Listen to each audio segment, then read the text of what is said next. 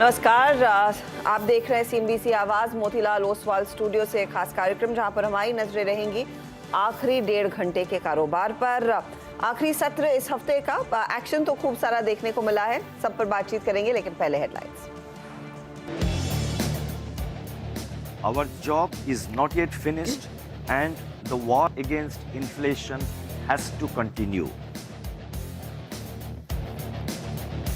महंगाई की चिंता के बीच रिजर्व बैंक का बड़ा फैसला, अनुमान के बिल्कुल उलट, दरों में नहीं किया कोई बदलाव, रेपो रेट को 6.5% पर बरकरार रखा, महंगाई का अनुमान भी घटाया। रिजर्व बैंक गवर्नर का बड़ा ऐलान, अब बैंक चुपचाप नहीं बदल पाएंगे क्रेडिट स्कोर, किसी भी तरह के बदलाव से पहले ग्राहक को जानकारी देना होगा जरूरी। अनक्लेम्ड रकम के लिए खास पोर्टल बनाएगा सेंट्रल बैंक। और वीकली एक्सपायरी के दिन भारतीय बाजारों में आज भारी उठापटक, इंट्राडे में 17,600 के निकले पार, लेकिन पिछले 1 घंटे में ऊपरी लेवल से दिखी मुनाफा वसूली, अब सिर्फ 7 पॉइंट ऊपर निफ्टी। सीएनजी पीएनजी के दाम घटाने का आज शाम हो सकता है रास्ता साफ, किरीट पारिक की कमेटी की सिफारिशों को आज मंजूरी दे सकती है सरकार। सूत्रों के मुताबिक आज शाम कैबिनेट लग सकती है मोहर। सीएनबीसी आवाज से एक्सक्लूसिव खबर के बाद आईजीएल एमजीएल में रौनक कायम। और चौथी तिमाही में वॉल्यूम्स में करीब 12% की बढ़ोतरी से आईईएक्स में लगा तेजी का करंट, स्टॉक आज 10% से ज्यादा चढ़ा, वायदे का टॉप गेनर बना। अच्छे तिमाही अपडेट के बाद आज चोला फाइनेंस भी 7% भागा।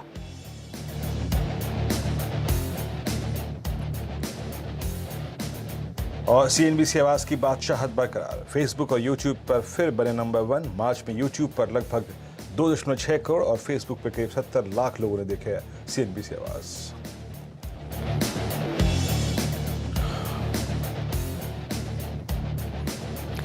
Good afternoon. और भारतीय बाजारों में आज वॉलेटिलिटी देखने को मिली, एक सरप्राइज तो आया था और रिजर्व बैंक ने अपना काम किया, लेकिन तेजी जो दिखी वो टिक नहीं पाई स्क्रीन्स पर। एक समय ऐसा था हम 17,640 तक पहुंचे और ऊपरी लेवल से मुनाफा वसूली हावी होती हुई दिखाई दी। आज तो एक बहुत तगड़ा ट्रेंडिंग डे निफ्टी बैंक की तरफ से भी आता हुआ दिखाई दे रहा था। वीरू, आई एम श्योर आपको याद होगा वो मोमेंट जहां पर निफ्टी बैंक, मिड कैप सब में काफी तगड़े गेन्स देखने को मिले थे, लेकिन शायद हम एक लॉन्ग वीकेंड में जा रहे हैं, उसका प्रेशर बनता हुआ दिखाई दिया है, या फिर ओवरऑल इस समय कोई एक ऐसा कॉल नहीं लेना चाहता कि तेजी की पोजीशंस ज्यादा समय के लिए कैरी की जाए, क्योंकि ये पूरा हफ्ता वैसे आप देखें धीरे धीरे करके हमारी चाल मजबूत हुई और ऊपरी लेवल्स की तरफ ही हम बढ़े हैं।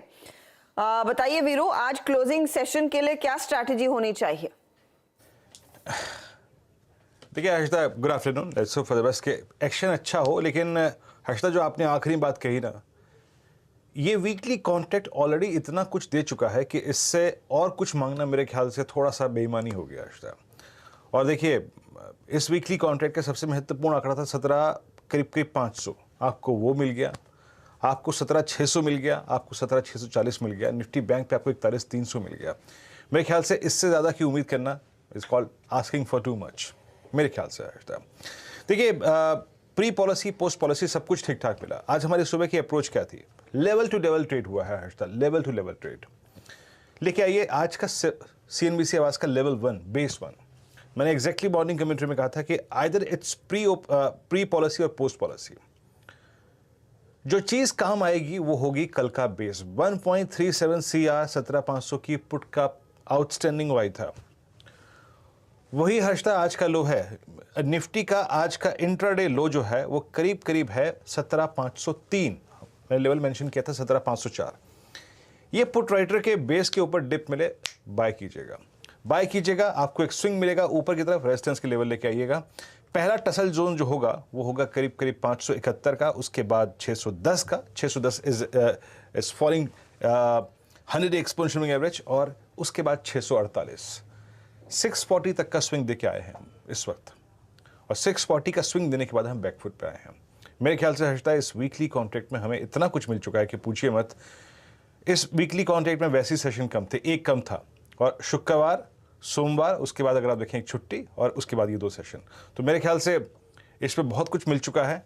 और अगर आप इस वक्त के स्टैट्स देखेंगे तो ये ऑप्शन राइटर्स ने ग्रैब कर लिया है मार्केट को, मार्केट सिंक भी नहीं होगा। बहुत बुरी तरीके से सिंक भी नहीं हुआ, नो डाउट अबाउट दैट।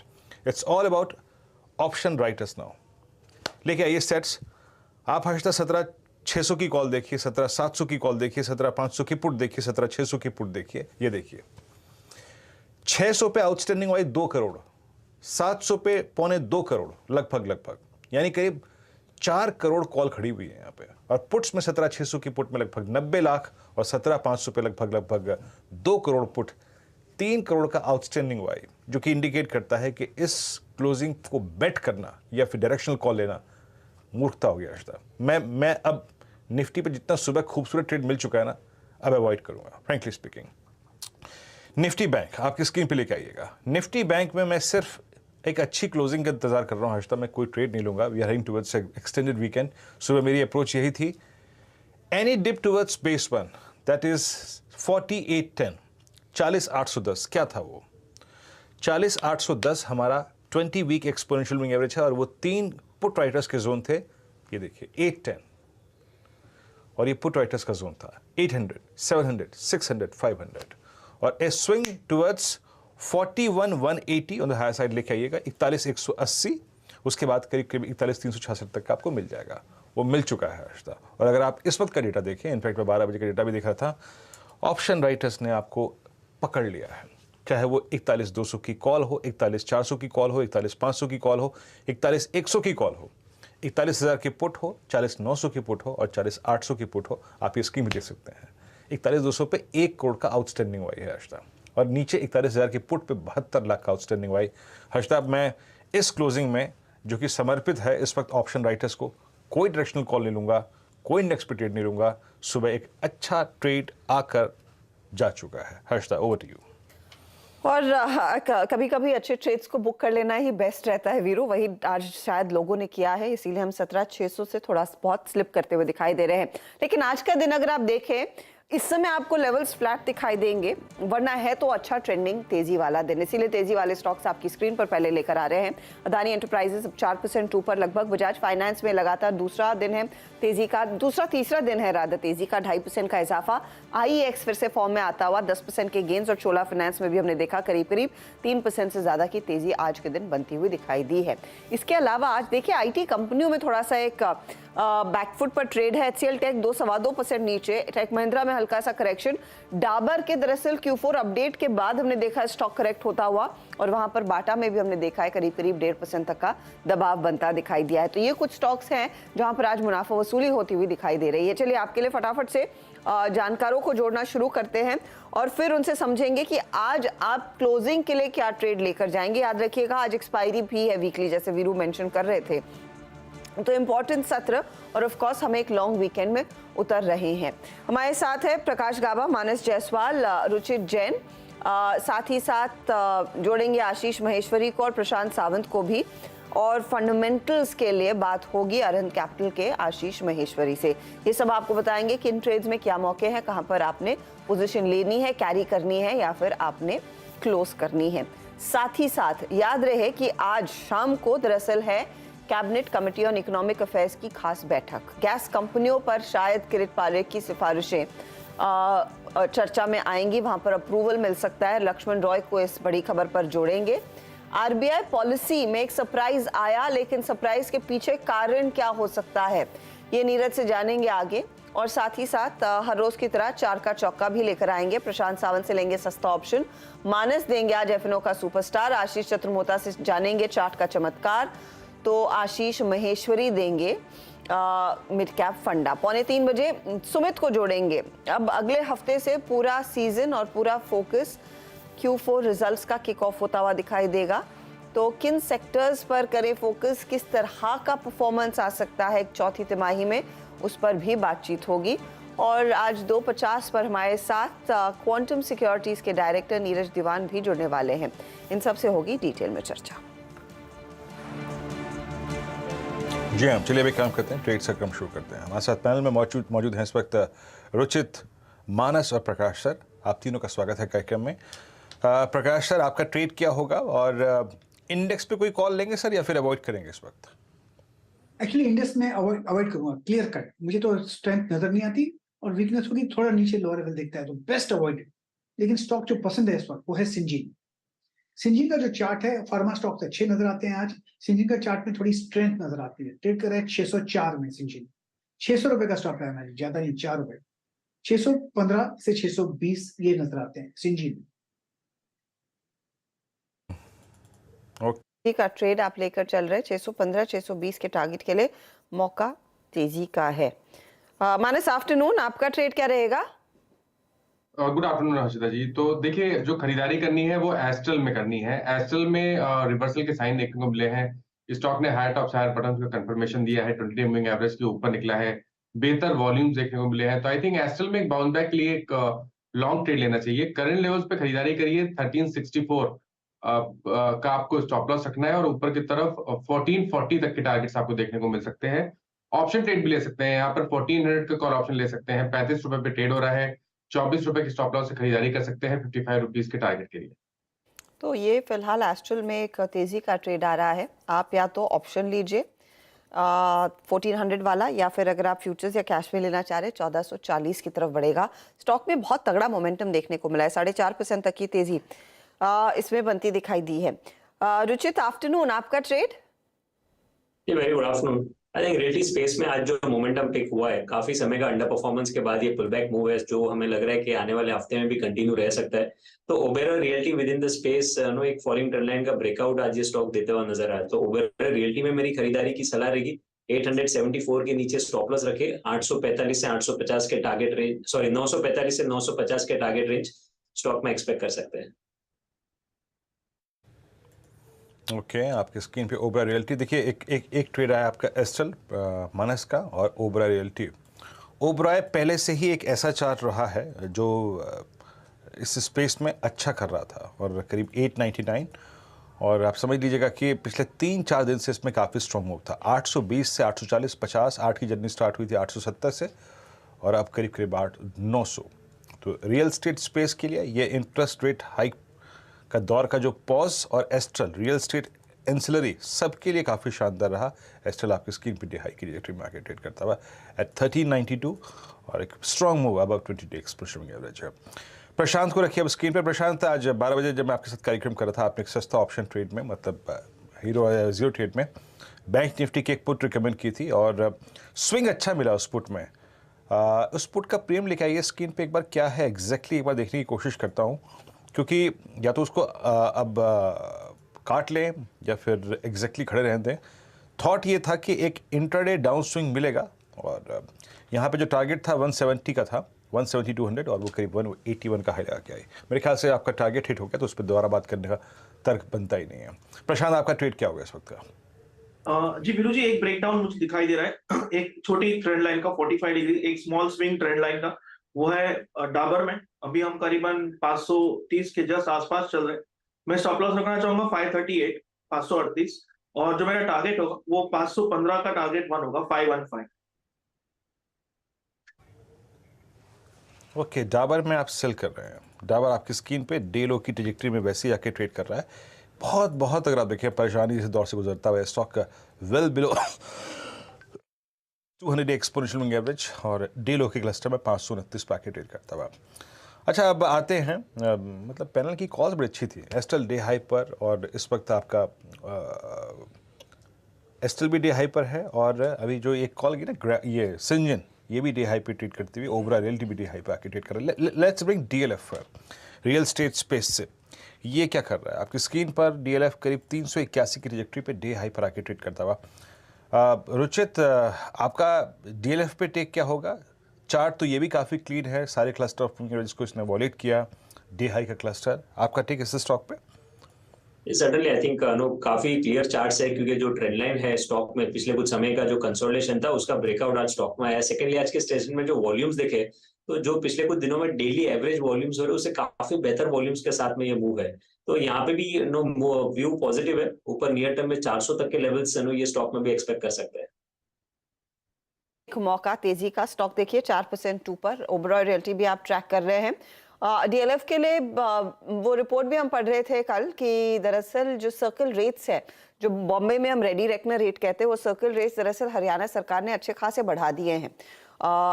तो उसका भी कुछ इम्पैक्ट आता हुआ दिखाई देगा, क्योंकि क्लियरली वो प्राइसेस और भी ऊपर जाते हुए दिखाई देंगे रियल्टी के गुड़गांव और दूसरे इलाकों में। तो ये फिलहाल आपके लिए डीएलएफ पर एक बाय कॉल। लेकिन निफ्टी बैंक अब 29 अंकों की गिरावट पर 40,970 के करीब आज 41,274 तक के लेवल्स हमने देखे। आज इनफैक्ट 11 बजे के कार्यक्रम में खिलाड़ी नंबर 1 में हम यही डिस्कस कर रहे थे कि क्या पोटेंशियल है 41,500 तक इस सीरीज में उन ट्रेड्स को पहुंचने का। प्रशांत, क्या लग रहा है निफ्टी बैंक? हर्षा जी, मैं इस रैली के लिए एक्चुअली वेट कर रहा था और मुझे लग रहा है कि अब जो टॉप बनना था स्विंग में ये बन चुका है। और अगर हम अभी शॉर्ट रहते हैं तो जो फर्स्ट टारगेट होना चाहिए वो करीबन जो कल का लो था, यानी 40,900 फ्यूचर्स में बात कर रहा हूँ, अप्रैल फ्यूचर, अभी हम 41,100 पे हैं। 40,900 ये आपका फर्स्ट टारगेट होना चाहिए, इसके लिए आप कंफर्टेबली होल्ड कीजिए। अगर कल का लो ब्रेक हो जाए, यानी हम 40,900 के नीचे 30-40 पॉइंट ट्रेड करें, तो शायद मुझे लग रहा है बैंक निफ्टी ज्यादा वीकनेस दिखा के हमें करीबन 40,600-650 के लेवल दिखा सकती है। बट फिलहाल हम जो कल का डे लो है उसको एक टारगेट मान के चल सकते हैं इस स्विंग के लिए, और ये जो डे लो ये मेक और ब्रेक होगा अप्रैल महीने के लिए, ऐसी मेरी एक राय।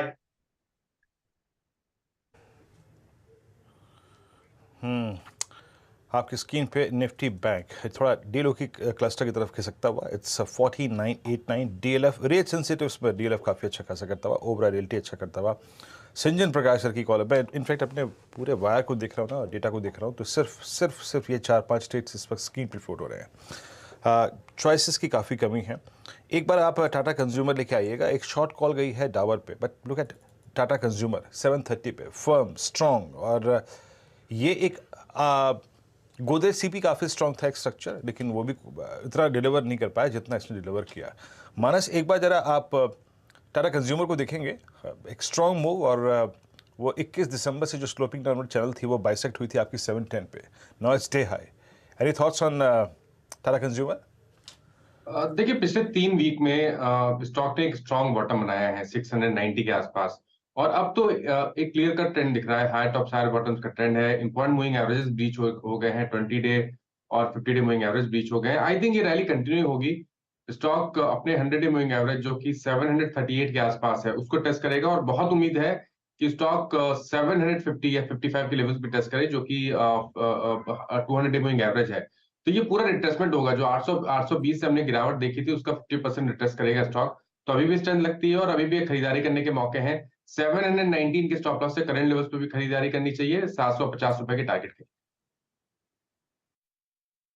ठीक है, तो टाटा कंज्यूमर पर आपके लिए एक राय साफ बनती हुई। अच्छा गावा साहब, एक बार आईएक्स देखा आपने, यहाँ पर प्राइस एक्शन तो भरपूर है, 10% तक का इजाफा, लेकिन ओपन इंटरेस्ट एडिशन बहुत माइल्ड है, सिर्फ 2% के गेन्स। तो इस मूव को क्या आप लास्ट होते हुए देख रहे हैं? टिकेगा ये मूव या फिर ये आज के आज जो भी प्रॉफिट है निपटा के जाने वाला है? देखिए, एक्चुअली इसको दो तरह से देखना चाहिए आईएक्स को। अगर आज का इंट्राडे है तो आज तो डेफिनेट अच्छी जगह है बुक प्रॉफिट करने की, क्योंकि 155 154 स्ट्रॉन्ग रेसिस्टेंस है और इतना दौड़ा है आज 10% ऑलरेडी। तो आज अगर इंट्राडे ट्रेडिंग करना है तो बुक निकल जाएगी।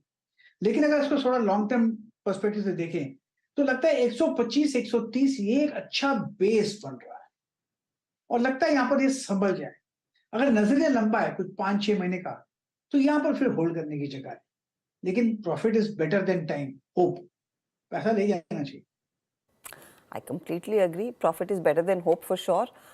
तो मुनाफा बांध लीजिएगा। अब देखते हैं सोमवार से इस स्टॉक में कितना और एक्शन बनता दिखाई देता है, लेकिन आज बहुत बड़ा मोमेंटम और अच्छे वॉल्यूम्स पर दरअसल ये प्राइस मूव्स देखने को मिले हैं।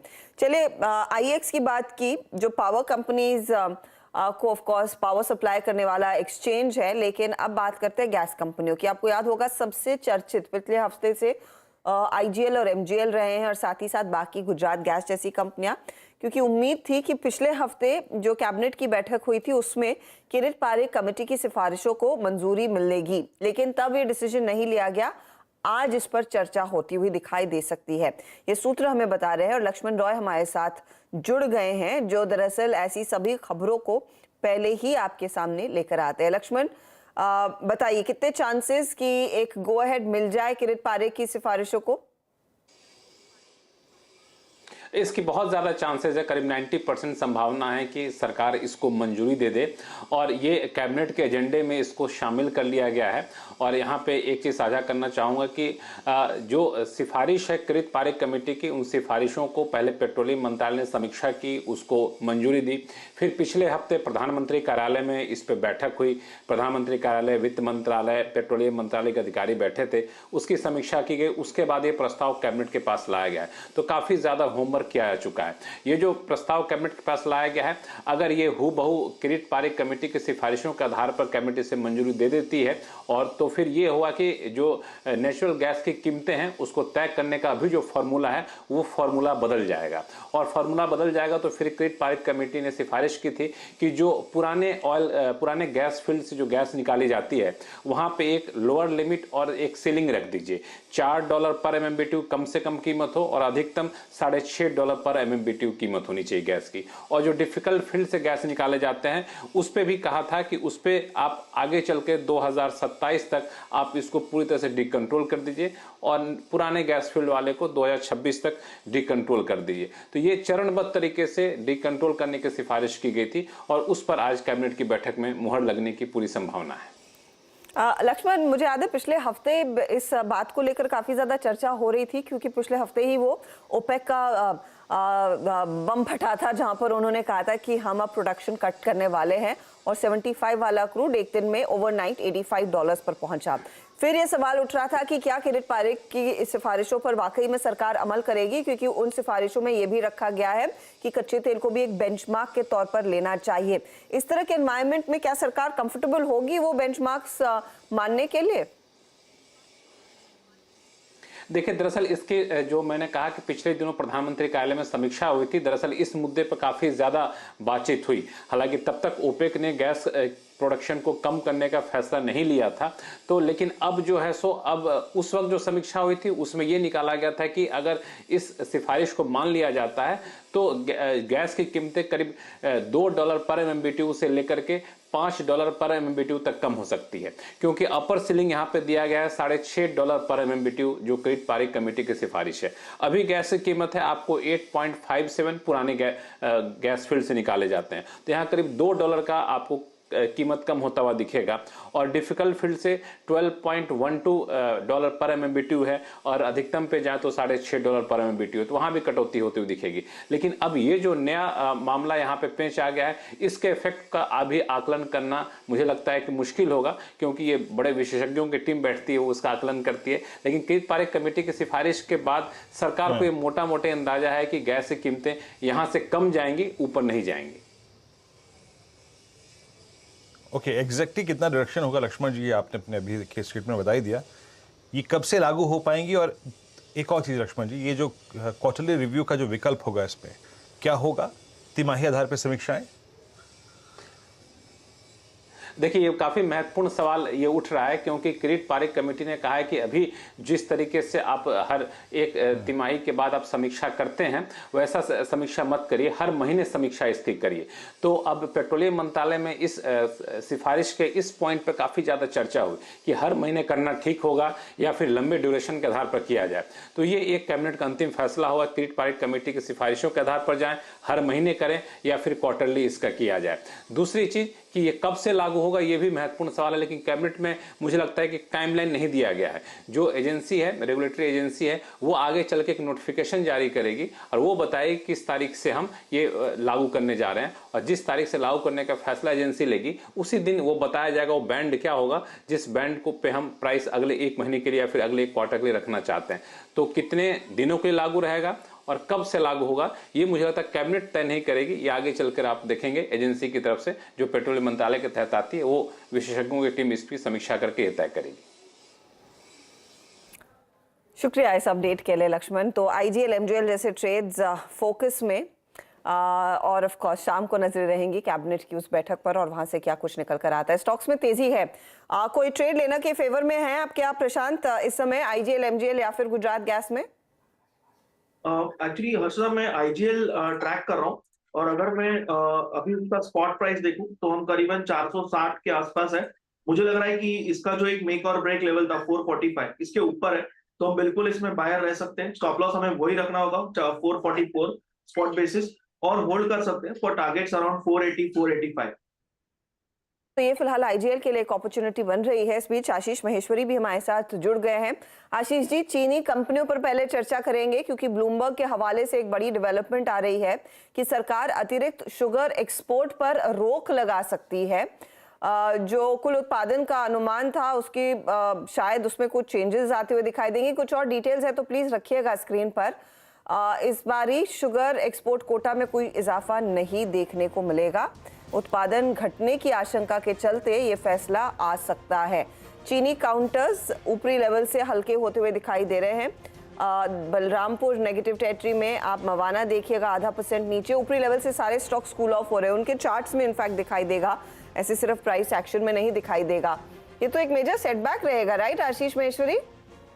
बिल्कुल ही नेगेटिव सेटबैक है, और ये उस समय आया है डेवलपमेंट जब शुगर के prices world wide new high की तरफ बढ़ रहे हैं, और उस समय यदि आप अच्छे रियलाइजेशन चूंकि डॉलर टर्म्स में आपको मिल रहे हैं और आप एक्सपोर्ट नहीं कर पाएंगे, तो डोमेस्टिक मार्केट में इतने प्राइसेस नहीं बढ़ सकते अभी कि उस कंपनीज को जो प्रॉफिट एक्सपोर्ट करके बन सकता था वो यहाँ पर बन पाए, क्योंकि यहाँ पे काफी चीजों की रैशनिंग और प्राइस कंट्रोल रहते हैं। तो मेरा मानना है बिल्कुल निगेटिव है ये पर्टिकुलर डेवलपमेंट, और ये शुगर स्टॉक्स की रैली को जो अभी पिछले कुछ 2-3 दिन से हमने चलती हुई देखी उसको बिल्कुल फिजल आउट कर सकती है ये न्यूज। पूरी तरह से हवा निकाल रही है। आप देखिए बलरामपुर चीनी कहाँ था कहाँ गया है। 408 के ही लेवल्स यहाँ पर अब रह गए हैं। तो ऊपरी लेवल से काफी कूल ऑफ देखने को मिला है। कोई शॉर्ट का ट्रेड मानस आपको दिख रहा है बलरामपुर में? क्या पोजीशन काटे? नहीं, मेरा समझना है कि शॉर्ट तो नहीं करना चाहिए। हालांकि क्योंकि हमने 5-6 दिनों में एक अच्छी खासी रैली देख ली है तो प्रॉफिट बुकिंग हो सकती है, लेकिन शॉर्ट करने का ट्रेड नहीं लेना है। शॉर्ट करने का ट्रेड केवल 403 रुपए के नीचे लेंगे। अगर 403 का लेवल ब्रेक होगा तो ही आपको शॉर्ट बनाने हैं, अदरवाइज एक बार प्रॉफिट, अगर आपका लॉन्ग पोजीशन है तो आप एक बार प्रॉफिट बुक कर सकते हैं। जी हाँ, प्रॉफिट बुक कर सकते हैं, लेकिन अभी जैसे मानस की लैंग्वेज है शब्दों का चुनाव है, अभी यहाँ पर एक शॉर्ट ट्रेड नहीं बनता। बलरामपुर चीनी आपकी स्क्रीन पर 409 पे ट्रेड करता हुआ। दरअसल पिछली जो 4-5 कैंडल्स थी बहुत स्ट्रॉन्ग थी। मीनवाइल बैंक निफ्टी की रैली पंचर इसलिए नहीं हो रही है क्योंकि HDFC बैंक इस बार कुछ डिफरेंट अंदाज में है all together. Look at HDFC bank right now 1664, और अब इसके ऑल टाइम हाई में ज़्यादा अंतर नहीं रह गया। आई मीन क्लोजिंग बेसिस पे अगर मैं इसके हाई को मॉनिटर करने जाऊं तो ये है करीब 1694, यानी 30 रुपये का अंतराल रह गया बस।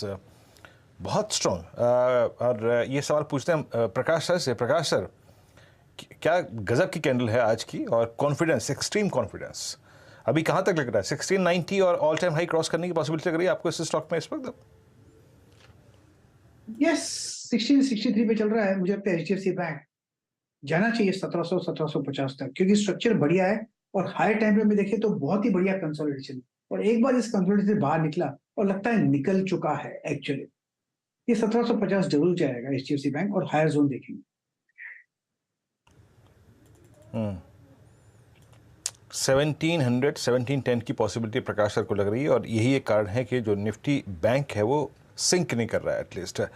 एक बार रिलायंस लेके आइए, फिर कुछ और अन्य पहलुओं पर बातचीत करेंगे। रिलायंस ने आज 4th कंसेक्यूटिव डे 50 डे पे एक पॉज लिया। मानस, इस बार फिर वही हो रहा है जो कि फरवरी 3rd वीक में हुआ था। 4 consecutive session, exactly 50 day high, then collapse. But इस बार हमारे पास एक 10-20 का पॉजिटिव क्रॉसओवर की फीलिंग भी है। आपका टेक मानस क्या है? आई मीन प्रीएम्प्ट करना हो तो कोई ट्रेड आपका व्यू, या फिर कैरी करने के पर्सपेक्टिव से व्यू? देखिए, उस टाइम की बात करें तब तो ट्रेंड नेगेटिव था, लोअर टॉप लोअर बॉटम्स का ट्रेंड था, लेकिन अब कहीं ना कहीं अगर आप डेली चार्ट पे देखेंगे तो ट्रेंड चेंज हुआ है, हायर टॉप्स हायर बॉटम का ट्रेंड है। तो मेरे हिसाब से ये कंसोलिडेशन है, अंडरटोन बुलिश है, 20 डे मूविंग एवरेज राइजिंग है, वो ऑलरेडी ब्रीच हो चुका है। मेरा तो समझना है कि अभी भी आपको अपॉर्चुनिटी है इसमें, अभी भी आप खरीदारी कर सकते हैं। जो मैंने पहले स्टॉप लॉस बताए थे वही स्टॉप लॉस रहेंगे। 2300 रुपए के स्टॉप लॉस खरीदारी करनी है, 2400 और उसके बाद 2450 के टारगेट क्लियर। तो रिलायंस में अभी भी ट्रेंड पॉजिटिव लगता है। ओके, तो ये फिलहाल आपके लिए रिलायंस के लिए एक क्लियर कट व्यू आता हुआ। और अगर आप इस शेयर में ट्रेड लेना चाहते हैं कि इंडिपेंडेंट एडवाइजर से ज़रूर बात करें, जो डिस्क्लोजर हम आपकी स्क्रीन पर चला रहे हैं उसको भी ध्यान में रखें। अच्छा, इस बीच भेल का स्टॉक आपकी स्क्रीन पर लेकर आएंगे। रुचित देखिएगा प्लीज भेल को। कल मुझे याद है डिस्टिंक्टली एलएनटी का दिन था, काफी तगड़े गेन्स देखने को मिले। इनफैक्ट एलएनटी में आज सुबह तक तो एक अच्छा खासा फॉलो थ्रू देखा गया, अब सिर्फ 0.5% ऊपर है, लेकिन भेल ने एक अच्छा मूव दिखाया है। स्टॉक पर आपकी क्या राय रहेगी, क्योंकि ओपन इंटरेस्ट में करीब 5-5.5% तक का इजाफा देखने को मिल रहा है आज। पिछली बार भी जब जनवरी फरवरी में जब स्टॉक में करेक्शन आया था तो 66-67 की रेंज में ये स्टॉक ने एक अच्छा सपोर्ट लिया था, जहां से बाउंस बैक देखा गया था। अब फिर से वही 67 के आसपास ही स्टॉक सपोर्ट बेस बनाने की कोशिश कर रहा है। सो मैं लग रहा है कि यहाँ पे शायद डाउनसाइड जब तक अभी 66 का लेवल नहीं तोड़ता है तब तक ट्रेंड यहाँ से ज्यादा नेगेटिव या ज्यादा प्राइस वाइज करेक्शन यहाँ से नहीं होगा।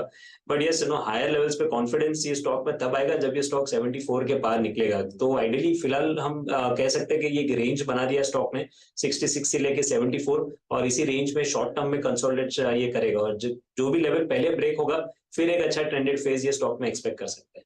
तो देखते हैं यहाँ पर आगे क्या ट्रेड्स बनते हुए दिखाई देंगे। फिलहाल 74 के पार निकलना इंपॉर्टेंट है अगर इस तेजी को और भुनाना है आपने। चलिए, इस बीच हमारे साथ आशीष चतुर्मोता भी जुड़ गए। आशीष, गुड आफ्टरनून। वीकली एक्सपायरी का दिन, एक लॉन्ग वीकेंड से पहले ऊपरी लेवल्स पर मार्केट कुछ मुनाफा वसूली दिखा रहा है। कोई खास स्टॉक जो आपने आइडेंटिफाई किया है? Good afternoon Harshada, good afternoon Anuj. तो देखिए, जो स्टॉक हमने निकाला है वो सीमेंट बास्केट से है, और हमें लगता है कि सीमेंट जो थीम है वो प्रॉक्सी है इस पूरी मैन्युफैक्चरिंग केपेक्स रिलेटेड थीम को, जिसके बारे में हम बात कर रहे हैं काफी दिनों से। और उसको ध्यान में रखते हुए मुझे लगता है कि सीमेंट एक अच्छा प्ले हो सकता है, और यहाँ पर काफी कंसोलिडेशन भी हुआ है। और स्टॉक जो बहुत ही बढ़िया ब्रेकआउट दिया है मंथली चार्ट्स पे, वो है डालमिया भारत का स्टॉक। मेरे हिसाब से डिस्क्लोजर ये कि स्टॉक हम थोड़ा ओन करते हैं हमारे पोर्टफोलियो के अंदर में, पर ये स्टॉक ने आज जो ब्रेकआउट दिया है बहुत ही बढ़िया, 5 से 6 महीनों का कंसोलिडेशन इसने क्रॉस किया है। और अब मेरा मानना है 1970 पे बहुत अच्छा एक सपोर्ट जोन है, उसको ध्यान में रखते हुए एक लॉन्ग पोजीशन डालमिया भारत के अंदर बनती हुई नजर आ रही है। और अब ऊपर में मेरा मानना है 2100 रुपए तक की upside short term time frame के अंदर में देखने को नजर आ सकती है। हालांकि हम शायद इसको थोड़ा और पोजिशनल पर्सपेक्टिव से होल्ड कर सकते हैं, बट जो टेक्निकल चार्ट्स बता रहे हैं वो यही है कि ये स्टॉक पुराने जो इसके लेवल्स है जो हमने करीब करीब फरवरी 2021 में 22 में देखे थे, वो 2100 के लेवल थे, वहां तक जाता हुआ ये स्टॉक मुझे नजर आता है। ओके, तो 2100 की तैयारी कर रहा है फिलहाल काउंटर, आगे 2200 के लेवल्स भी देखने को मिल सकते हैं। डालमिया भारत आज स्टॉक में वैसे भी थोड़ा सा एक्शन बनता दिखाई दिया है, क्योंकि कुछ कैपेसिटीज ऐड कर रही है कंपनी, उसका कुछ इम्पैक्ट देखा गया है। अच्छा आशीष महेश्वरी जी, हमने आपसे शुगर पर व्यू लिया लेकिन आपका स्टॉक नहीं लिया, क्या आइडेंटिफाई किया है आपने, क्या पिक है? शुगर सेक्टर तो जैसे इस न्यूज के चलते मुझे लगता है कि बेरिश हो गया है अभी थोड़ा सा सेक्टर, क्योंकि एक इम्पॉर्टेंट बात यह है कि गवर्नमेंट कैसे भी नहीं चाहेगी कि इन्फ्लेशन बढ़ रहे और उसके पीछे शुगर के जो प्राइसेस चूंकि बढ़े हुए हैं ऑलरेडी काफी, तो और उसको कंट्रीब्यूट करे। तो बिल्कुल एक्स्ट्रा इस पे जो कोटा है, एक्स्ट्रा एक्सपोर्ट जो हो सकता है वो होने वाला नहीं। तो मेरी सलाह रहेगी इनफैक्ट बलरामपुर चीनी को शॉर्ट करने की, क्योंकि आज भी हम देख रहे हैं 423 के लेवल पे अच्छा खासा गिरावट ऑलरेडी आ गया है, बट मुझे लगता है ये 400 के नीचे भी जाने का इसमें पोटेंशियल है यदि ये कवर की पुष्टि हो जाती है।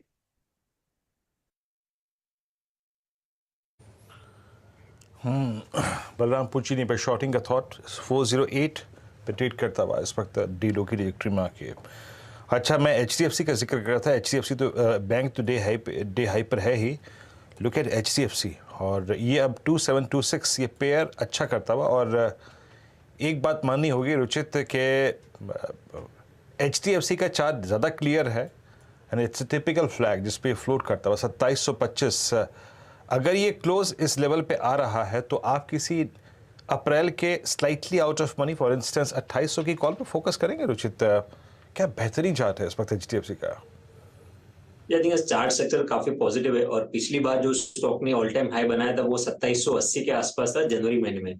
सो आइडियली वो लेवल फिर से एटलीस्ट अप्रोच करना चाहिए। तो नो मे बी 2780 या 2800 दोनों में से कोई भी ऑप्शंस नो खरीदारी करके जा सकते हैं। 2780 तक के टारगेट्स रखे, आइडियली अगर 1-1.5 हफ्ते में नो वो नेक्स्ट वीक में 2780 जो प्रीवियस साइज था वो अप्रोच करे तो वहां पे फिर प्रॉफिट बुकिंग के लिए देख सकते हैं। जी हाँ, HDFC की कौन सी कॉल बताई आपने? 2720 की या फिर मेरे ख्याल से 2800 की? 2780 की, या 2780 सलाह रहेगी, ओके, क्योंकि वही प्रीवियस स्विंग हाई था इसके। हाँ वही स्विंग हाई था 2780। जरा कॉल स्क्रीन पर रखिएगा, इसका प्रीमियम मैं नोट कर देता हूँ। यहाँ पे इस वक्त ट्रेड कर रही करीब करीब 22 रुपये की, बेहतरीन चार्ट है यहाँ पर 22 की ट्रेड करते हुए। NBFC इसमें और कुछ बैंक्स में अच्छा मूव है, जैसे HDFC हो गया, HDFC बैंक हो गया, एस्टेल का ट्रेड अच्छा करता हुआ। Look at Muthoot. अब मुथूट को भी देख लीजिए एक बार आपकी स्क्रीन पे। हरकतें सिर्फ यहाँ रेट सेंसिटिव पे दिखाई दे रही हैं, और मुथूट फाइनेंस आपकी स्क्रीन पे इस वक्त करीब करीब 1018 पे, क्रॉसिंग इट्स 100 डे मा। एक बार मन्नापुरम लेके आते हैं, वो एग्जैक्टली क्या कर रहा है। मन्नापुरम करीब करीब 126-45 पे, ये बेटर, ये क्लीन चार्ट है वर्सेस अगर मैं मुथूट की कंपेयर करूं मन्नापुरम फाइनेंस को, तो इट्स बेटर प्लेसमेंट है। आपकी राय क्या होगी इस पर मानस? बेटर प्लेसमेंट है मन्नापुरम की, और इनफैक्ट मन्नापुरम अब 4 मार्च के बाद, यानी फ्रेंकली स्पीकिंग लगभग 1.25 साल के अंतराल के बाद अपनी ये पूरी की पूरी ट्रेजेक्ट्री और बेस से एग्जिट की तैयारी करता हुआ मानस, कैसे अप्रोच करेंगे आप मन्नापुरम को? देखिए, मन्नापुरम का ट्रेंड अभी भी पॉजिटिव है, और आई थिंक कुछ दिन पहले मैंने इसमें एक बाय रिकमेंडेशन भी दिया था, और ट्रेंड बिल्कुल क्लियर दिखता है। हाई टॉप हायर बटन का ट्रेंड है। कल एक पॉज डे था और आज फिर से रैली रिज्यूम हो गई है। मेरा समझना है कि स्टॉक में अभी पोटेंशियल है 140 रुपए के लेवल्स को टेस्ट करने का। तो अभी भी आप खरीदारी कर सकते हैं। करंट लेवल्स पे खरीदारी कर रहे हैं तो 123 रुपए का आपको स्टॉप लॉस लगाना है। लेकिन आज का जो अगर पैटर्न की बात करें, तो पैटर्न तो मुथूट फाइनेंस का ज्यादा पॉजिटिव है, क्योंकि यहाँ पर 100 day moving average test break हुए हैं, वॉल्यूम देखने को मिले हैं, अंडर परफॉर्मेंस देखने को मिल रहा था अगर हम मन्नापुरम से कंपेयर करें तो, और अब स्टॉक अपने 200 डे मूविंग एवरेज की तरफ जाने की कोशिश कर रहा है। तो मुथूट में खरीदारी करने की राय रहेगी। 994 के स्टॉप लॉस से खरीदारी करनी है। 1070 तक के टारगेट आपको मुथूट में देखने को मिल सकते हैं। ओके, तो ये मुथूट फाइनेंस पर 1070 का टारगेट आ रहा है। अच्छा गावा साहब, चोला पर आपकी नजर गई है क्या? 845 पर जो कारोबार कर रहा है, क्योंकि बहुत अच्छी कमेंट्री इनफैक्ट Q4 अपडेट में डिसबर्समेंट्स के लिहाज से आई थी सुबह में, एंड आज का move is backed by the gain in open interest addition, तो डेफिनेट तौर पर लॉन्ग पोजीशंस ऐड की गई हैं यहाँ पे, क्योंकि हायर टाइम फ्रेम चार्ट चोला फाइनेंस का बहुत ही बढ़िया है। एक कंसोलिडेशन था और कंसोलिडेशन से बाहर निकला है, ट्रेड करा 841 के आसपास। आज M&M फाइनेंस भी अच्छा है, तो चोला फाइनेंस पॉसिबल है कि हायर मूव देखेंगे, लेकिन थोड़ा वक्त देना चाहिए इसे और थोड़ा स्पेस देना चाहिए। अगर साइडवेज मूव भी आती है तो घबराना नहीं चाहिए। मुझे लगता है ये 900 के पार चला जाएगा Chola finance, matter of time. तो yes, it's a buy Chola finance. 900 की तरफ जाने की पूरी क्षमता इस स्टॉक में देखने को मिल रही है। इनफैक्ट इन NBFCs पर अगर आप ध्यान दें तो एक अच्छा खासा मूव देखने को मिला है। चोला, M&M, कैनफिन होम्स सब में तेजी देखने को मिली। L&T फाइनेंशियल होल्डिंग्स में भी अच्छी खासी खरीदारी बनती दिखाई दे रही है, और इसके पीछे ट्रिगर शायद हो सकता है कि RBI ने जो आज हल्का सा सरप्राइज दिया है। पिछली पॉलिसी में आपको याद होगा एक सुर में लोग कह रहे थे कि शायद RBI पॉज करेगा, लेकिन RBI ने तब रेट बढ़ाया, और इस बारी जहां पर एक्सपेक्टेशन था कि 25 बेसिस पॉइंट तक का हाइक आएगा, इन्होंने कहा है कि अब हम इसको कर रहे हैं पॉज। अब पॉज के पीछे कारण क्या है? क्या डेटा का कारण है या फिर कोई और कारण है? नीरज ने इनफैक्ट वो पूरी पॉलिसी सुनी, कई लोगों से बातचीत भी की। नीरज जी बताइए क्या कारण हो सकता है पॉज की? क्या कोई खास वजह ऐसी? देखिए, RBI के गवर्नर साहब ने जब पॉलिसी स्टेटमेंट दिया तो एक बहुत इंपॉर्टेंट बात उन्होंने कही कि ये जो फैसला है वो केवल इस पॉलिसी के लिए हाँ। और यूनानिमस डिसीजन था ये कि इस पॉलिसी में पॉज लिया जाए। पॉज का ये मतलब नहीं है कि ये पॉज कंटिन्यू करेगा, ये स्टांस में चेंज नहीं है, ये केवल इस बार के लिए है। इसके पीछे उन्होंने जो अपना रैशनल दिया, लॉजिक दिया कि जब 2019 में हमने 6.5% रेट था तो इन्फ्लेशन 2% था, और आज 6.5% की रेपो रेट है और 6.4% इन्फ्लेशन रेट है। तो ये मिसमैच है, यानी रेट हाइक तो हमने उतनी कर ली है लेकिन इन्फ्लेशन अभी भी उतना है। तो हमको एक पॉज देना चाहिए, थोड़ा देखना चाहिए। लेकिन इसका बहुत अच्छा एक रैशनल अगर आप ये देखें तो अगर आप इसको समझें कि क्यों नहीं बढ़ाना चाहिए और उन्होंने क्यों नहीं बढ़ाया, तो शायद ये हो सकता है कि अगर आप फेड को कंसीडर करें और CPI कंसीडर करें तब भी 6.5% ज़्यादा है। अगर आप केवल इंडिया का CPI कंसीडर करें तो भी 6.5% ज़्यादा है। हर परिस्थिति में ये 4 सिनेरियो बना के आप देखेंगे तो आपको लगेगा 6.5% ऑप्टिमम रेट है जहाँ से नहीं बढ़ाना चाहिए। तो ये उन्होंने चांस लिया है। क्यों मैं कह रहा हूँ चांस? क्योंकि अगर आप हाई फ्रीक्वेंसी डेटा देखेंगे, जो मैं लगातार कह रहा हूँ कि वो बहुत रोबस्ट है। आप GST का नंबर देखिए, इनकम टैक्स का नंबर देखिए, जो आपके रोड टोल के कलेक्शन उसका नंबर देखिए, होटल के टैरिफ देखिए आप, एयर ट्रैफिक देखिए आप, सारे रोबस्ट नंबर्स आ रहे हैं, यानी इकॉनमी आपकी फायरिंग ऑन ऑल सिलेंडर्स है। अब ये आलोचना हो सकती है कि एक के शेप है, बहुत हाई डिनोमिनेशन वाले सेक्टर में तेज़ी है, लेकिन ये तेज़ी इन्फ्लेशनरी है।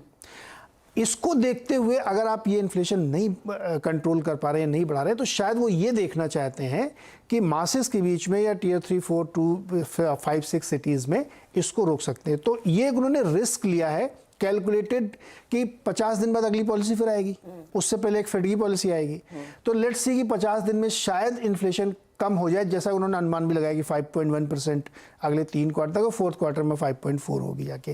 तो ये कैलकुलेटेड रिस्क है और मुझे ऐसा लगता है कि ये सिर्फ और सिर्फ ये देखने के लिए कि शायद इसका लैग इम्पैक्ट होता है कि नहीं होता है, इसके अलावा इसके बिटवीन द लाइन्स कुछ नहीं पढ़ने चाहिए, क्योंकि आपके जो इकोनॉमिक सेटअप है उसमें कहीं ऐसे कोई संकेत नहीं है कि इन्फ्लेशन आपका कंट्रोल्ड है।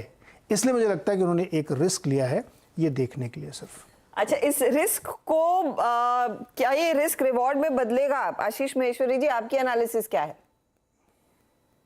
जी बिल्कुल, मुझे लगता है जो शॉर्ट टर्म तो इसका एक पॉजिटिव इम्पैक्ट ही देखने को मिलेगा, क्योंकि जो कंसेंसस बना हुआ था वो 25 बेसिस पॉइंट का बिल्कुल बना हुआ था और ये थोड़ा सरप्राइज आया है। तो ये एक शो करता है कि आरबीआई अपनी पॉलिसी और अपना जो स्टैंड है वो अपने आप रखेगा, ताकि यूएस को फॉलो करते हुए, तो जैसा आपकी भारत की परिस्थिति है उसको देखते हुए इंटरेस्ट रेट चलेंगे, क्योंकि यहाँ पे जो ग्रोथ है वो कहीं ज्यादा है। यूएस तो ऑलरेडी रिसेशन में है, तो वहां पर आप कितना भी इंटरेस्ट रेट बढ़ाते जाए वहां पे कोई इफेक्ट उसका आ नहीं रहा है। पर यदि इंटरेस्ट रेट इंडिया में आप वन वे बढ़ाते रहेंगे तो ग्रोथ पे हैम्पर होगा। तो मेरा मानना है शायद यही उनके कुछ बैक ऑफ द माइंड होगा, तो उन्होंने ये कैलकुलेटेड रिस्क लिए और ये पॉजिटिव है, क्योंकि इसके बाद ऑलरेडी हमने देखा है कि होम लोन के रेट या दूसरे लोन के रेट्स में इस क्रेडिट पॉलिसी के पहले से ही थोड़ा गिरावट आनी शुरू भी हो गई थी। तो ये बिल्कुल एक पॉजिटिव रहेगा कंजम्पशन के लिए और रिटेल सेक्टर के लिए। अच्छा, तो ये ऑफ कोर्स आप कह रहे हैं कैलकुलेटेड रिस्क है जो शायद पॉजिटिव है, लेकिन कोई और प्रेशर्स आपको लग रहा है इस समय होंगे? क्योंकि अगर कैलकुलेटेड रिस्क लेना होता तो बोलते हम कुछ समय रुक जाते हैं, 1-2 पॉलिसीज रहेंगी। उन्होंने स्पेसिफिकली कहा this is only and only for this policy, we may come back to this increasing cycle again. Interpretation इसका ये रीडिंग बिटवीन द लाइंस है। हो सकता है कि कर्नाटक में इलेक्शन है तो उसकी वजह से एक मैसेजिंग हो कि आरबीआई सेंसिटिव है और वो कर्नाटक एक इंडस्ट्रियलाइज्ड स्टेट है जी। तो उसके लिए ज़रूरी है कि आप एक मैसेजिंग दें। मैसेजिंग ये हो सकती है कि हम बहुत सेंसिटिव हैं नीड्स को लेते हुए, तो इसलिए हमने नहीं पॉज किया। अदरवाइज आप बार बार ये 3 बार क्यों एम्फेसिस करें कि केवल इस पॉलिसी अरे 50 दिन में तो दूसरी पॉलिसी आने वाली है, 50 डेज के आपका साइकिल होता है। तो एक इंटरप्रिटेशन ये है, मुझे लगता है ये भी हो सकता है कि आप इलेक्शन के मध्य, भाई पेट्रोल के दाम, डीजल के दाम नहीं बढ़ते हैं, मई से पिछले साल से नहीं बढ़े हैं, क्यों नहीं बढ़े? क्रूड तो इतना ऊपर गया है। तो लॉजिक हो सकता है। अच्छा, उसको जिंक्स मत कीजिए, टच विद थैंक गॉड नहीं बढ़े, नहीं तो हालत और भी खराब हो। अभी 1 साल नहीं बढ़ेंगे, अभी लगातार इलेक्शन है तो नहीं बढ़ेंगे। तो ये हो सकता है, इसमें कोई बुराई नहीं, लेकिन ये एक इंटरप्रिटेशन मेरा है, मुझे लगता है ऐसा हो भी सकता है। तो है तो अपॉर्चुनिटी थी शायद, लेकिन इधर वेज बॉटम लाइन यही है कि दरों में कोई बदलाव नहीं किया गया। आशीष महेश्वरी ने कहा है कि ये कैलकुलेटेड रिस्क है, इसके लिए शायद कुछ पॉजिटिव्स देखने को मिल सकते हैं। वो ट्रेड के लिए कैसे कन्वर्ट होंगे आशीष चतुर्मोता? क्योंकि आज देखिए एक अच्छा स्पाइक आया, फिर ऊपरी लेवल से निफ्टी बैंक शांत हो गया, होपफुली क्लोज हम 41,000 के ऊपर देखेंगे। आप अपने क्लाइंट्स को क्या सलाह दे रहे हैं? पोस्ट पॉलिसी आप लोगों का क्या ट्रेड था? बिल्कुल, तो हर्षदा, मैं 10 बजे के शो में जब ये पॉलिसी का डिसीजन हुआ, उस समय मैं नीरज जी के साथ इस शो पे था, तब भी मैंने ये बात कही कि जिस तरह से बाजार ने एक बड़ा रिएक्शन नहीं दिया या कहीं ना कहीं एक स्टेबिलिटी मेंटेन रखा उस रेट के डिसीजन को इंटैक्ट रखने का, तो हमें देखना होगा कि बाजार इसके पहले 4-5 दिन से क्या कर रहा था। और बाजार ने एक बहुत ही अच्छा ट्रेंड पिछले 5 दिनों में बनाया और तब हम देख रहे थे बैंक निफ्टी काफी अच्छा परफॉर्मेंस पिछले कुछ दिनों में कर रही थी। तो हमारा तो मानना ये है कि ये कहीं ना कहीं पॉजिटिव डायरेक्शन में जाएगा और कहीं ना कहीं 41,600 से 41,700 की ट्रेजेक्ट्री निफ्टी बैंक के अंदर में आती हुई हुई मुझे नजर आती है। और मेरा मानना है कि 40,800 पे एक अच्छा सपोर्ट लेकर बाजार चल रहा है। तो इसी बायसनेस के साथ हमारा एक पॉजिटिव रुझान है बैंक निफ्टी पर, और साथ ही साथ निफ्टी में भी जिस तरह से निफ्टी ने 17,500 के अहम लेवल्स को ब्रीच किया है, जो कि एक बड़े रेजिस्टेंस के तौर पे काम कर रहे थे, उसको देखते हुए लगता है कि 17,900 से 18,000 तक की ट्रैजेक्टरी निफ्टी के अंदर भी आती हुई नजर आ सकती है। तो ओवरऑल हमारा जो बायसनेस है वो पॉजिटिव है, और जब तक ये की इंपॉर्टेंट लेवल्स बाजार होल्ड करता है, मुझे लगता है एक पॉजिटिव बाय ऑन डिप की स्ट्रेटेजी के साथ ही बाजार के अंदर में लॉन्ग पोजीशन बनाए रखना चाहिए। निफ्टी बैंक स्ट्रॉन्ग, और इस वक्त आपकी स्क्रीन पे डे हाई की ट्रैजेक्टरी में तो नहीं, लेकिन हाँ आप ही कह सकते हैं कि निफ्टी बैंक अपनी एक ओवरऑल ठीक ठाक ट्रैजेक्टरी मेंटेन करके चल रहा है। ये क्लोज अगर इस जोन में भी आ जाए तो यकीन मानिए वीकली चार्ट्स पे वो क्लोज बेहतरीन होगा। इस पूरे वीक की प्लेसमेंट ओपन, लो, हाई, क्लोज वो होगा 10 और 20 वीक एक्सपोनेंशियल मूविंग एवरेज के ऊपर। प्लेसमेंट बहुत अच्छा शानदार है इस वीक की वीकली चार्ट्स पे। अब एक काम करते हैं, चार का चौका के ट्रेड शुरुआत करते हैं। प्रशांत सावंत सस्ता ऑप्शन देंगे, एफएनओ सुपरस्टार आज का माना जायसवाल, चार का चमत्कार आशीष चतुर्मोता जी, और पिट का फंडा आशीष महेश्वरी जी। प्रशांत जी, पहले मैं आपके पास आऊंगा, आज का सस्ता ऑप्शन क्या ट्रेड पिक कर रहे हैं आप? तो वीरू जी, HDFC लिमिटेड मुझे काफी अच्छा लग रहा है, और इसकी जो 2680 स्ट्राइक प्राइस की कॉल है, करीबन 78 चल रही है। मैं इसको लेना चाहूंगा, स्टॉप लॉस रखूंगा 58 पे, और जो टारगेट है वो रखूंगा मैं 95 एंड 110। सस्ता ऑप्शन में HDFC, जिसको अभी मैं कुछ देर पहले मार्क ही कर रहा था, वो प्रशांत को पसंद आता हुआ यहाँ पे ये लॉन्ग ट्रेड पिक कर रहे हैं 77 पे, 2680 एग्जैक्टली इसी ऑप्शन की बात हुई थी कुछ देर पहले। तो HDFC एक टिपिकल फ्लैग पे फ्लोट करता हुआ, it's a good trade on for option trade as well. 77 की एक कॉल, 77 पे एक कॉल, 2680 की आप ले सकते हैं। मानस, आपका सुपरस्टार क्या ट्रेड पिक करेंगे आप? देखिए, टाटा केमिकल में खरीदारी करने की राय रहेगी। मेरे ख्याल से 3 या 4 दिन पहले हमने टाटा केमिकल में रिवर्सल देखा था, जब 20 डे मूविंग एवरेज ब्रीच हुए थे। पिछले 2 दिनों में कंसोलिडेशन देखने को मिला, लेकिन आज फिर से एक फ्रेश ब्रेकआउट टाटा केमिकल में देखने को मिला है। तो करंट लेवल पे खरीदारी करने की राय रहेगी। 970 रुपए के स्टॉप लॉस से खरीदारी करेंगे, और मेरा समझना है कि 1010 तक के टारगेट आपको टाटा केमिकल्स में देखने को मिलेंगे। ये दोनों ही कैश लेवल्स हैं, तो इसका ध्यान रखें। Okay, Tata chemical it's a buy 986। Tata chemical का चार्ट कर क्या रहा है, इसको एक भी देखते हैं एक बार। मानस ने अगर सडनली एनबीएफसीज बैंक्स के शोरगुल में से अगर टाटा केम को पिक किया है, 983, यस क्लीन चार्ट है डेली पर, और आज अपने पिछले 4 सेशन के हाइस को इसने बाइसेक्ट किया। प्लेसमेंट ठीक है, लोअर ट्रैजेक्टरी से बाहर निकल के आता हुआ। एक हो गया टाटा केमिकल, एक हो गया HDFC। आशीष, आप क्या पिक कर रहे हैं चार का चमत्कार? तो इसमें मैं वीरेंद्र एक mid cap stock, small cap stock in fact देना चाहूंगा, रिकमेंड करूंगा, जो कि एक डिस्क्लोजर है कि हम ओन करते हैं, पर इस पर हमने काफी स्टडी की है, तो हमारे PMS में इसको ओन करते हैं। और स्टॉक है सूर्या रोशनी का। तो सूर्या रोशनी में अगर से वीरेंद्र आप देखेंगे टेक्निकली, तो वीकली और मंथली सभी चार्ट फ्रेम पे स्टॉक एक हायर टॉप हायर बॉटम का स्ट्रक्चर बना रहा है। और पिछले 4-5 दिनों में हम देख रहे हैं बहुत स्ट्रॉन्ग एक ट्रेडिंग वॉल्यूम एक्टिविटी यहाँ पर देखने को नजर आई है। तो आप, और अभी जो डेली चार्ट है उस पे स्टॉक ने करीब 5 दिनों के हाईस को क्रॉस किया है।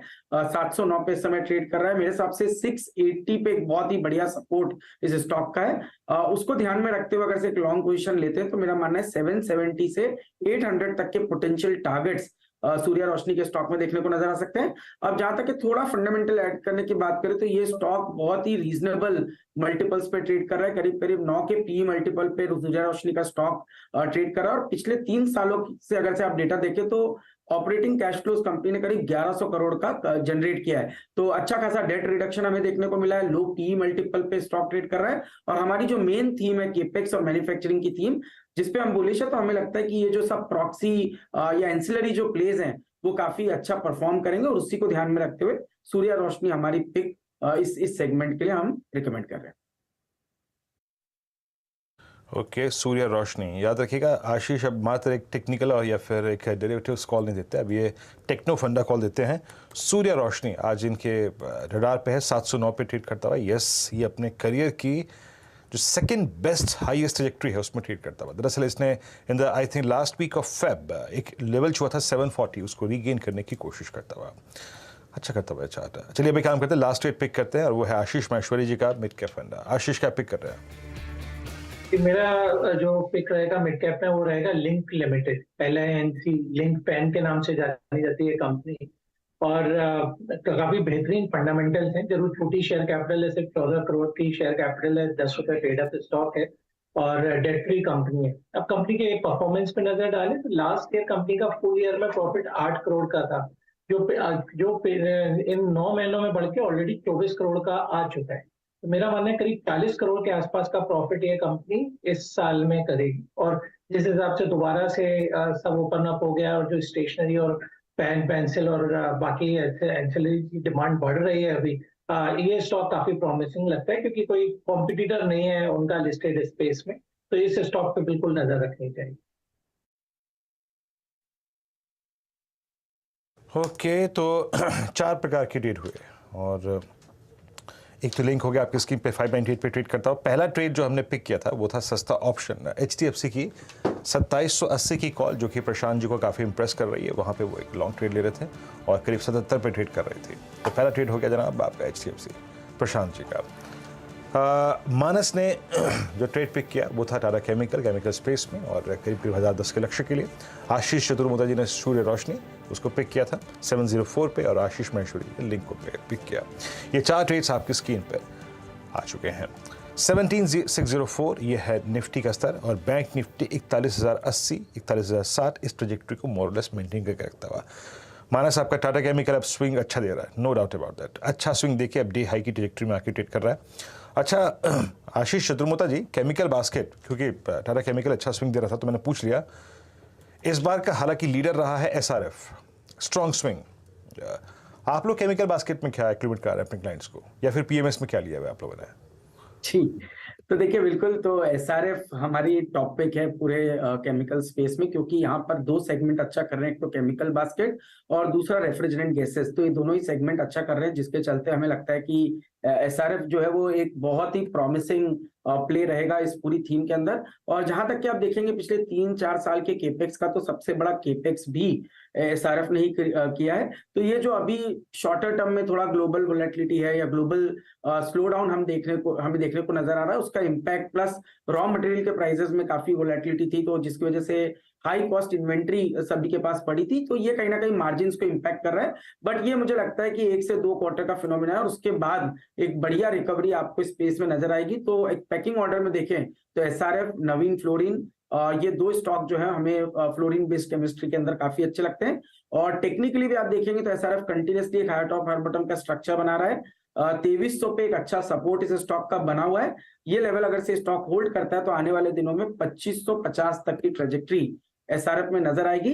हालांकि मोमेंटम प्लेयर्स के लिए मेरा मानना है थोड़ा सा ब्रेकआउट की जरूरत है और वो ब्रेकआउट 2400 के ऊपर आता हुआ नजर आएगा। SRF और नवीन फ्लोरिन जैसे ट्रेड्स पर आपकी नजरें, और वहां पर एक अपॉर्चुनिटी क्लियरली तेजी की बन रही है। अच्छा, आपको याद होगा कुछ हफ्ते पहले हमने टीटागढ़ वैगन्स के मैनेजमेंट से बात की थी और बहुत बड़े रेलवे के ऑर्डर्स इनके हाथ लग रहे थे। दरअसल रामकृष्ण फोर्जिंग और टीटागढ़ को मिलकर दरअसल इनके जेवी को भी एक साइजेबल ऑर्डर हाथ लगा और दोनों स्टॉक्स में अब अच्छा एक्शन बनता दिखाई दे रहा है। इनफैक्ट टीटागढ़ वैगन्स एक बार फिर 52 वीक हाई पर ट्रेड करता हुआ दिखाई देगा और रामकृष्ण फोर्जिंग्स में भी 7% तक के गेन्स बनते दिखाई दिए हैं।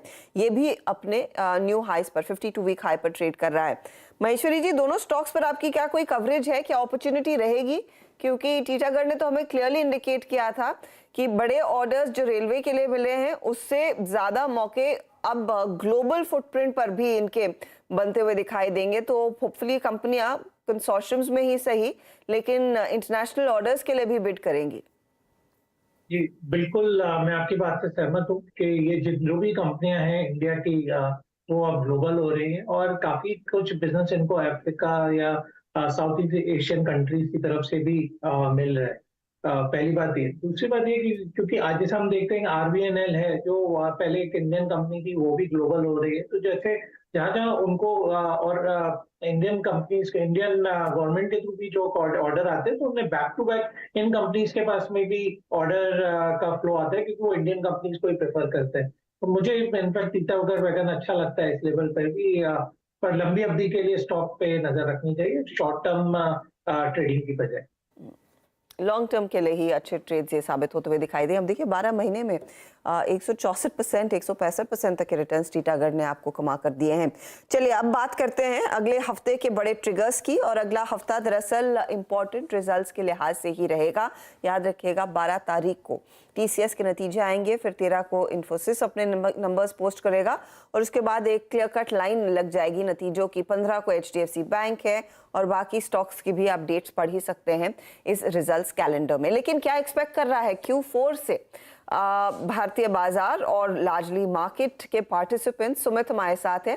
सुमित ने आज एक डिटेल्ड कॉन्वर्सेशन भी की है परीक्षा की घड़ी Q4 वाली, वो शो भी आप देखिएगा जरूर ओवर द वीकेंड। लेकिन सुमित, क्या क्रक्स निकल कर आ रहा है? Q4 किस तरह का क्वार्टर रह सकता है?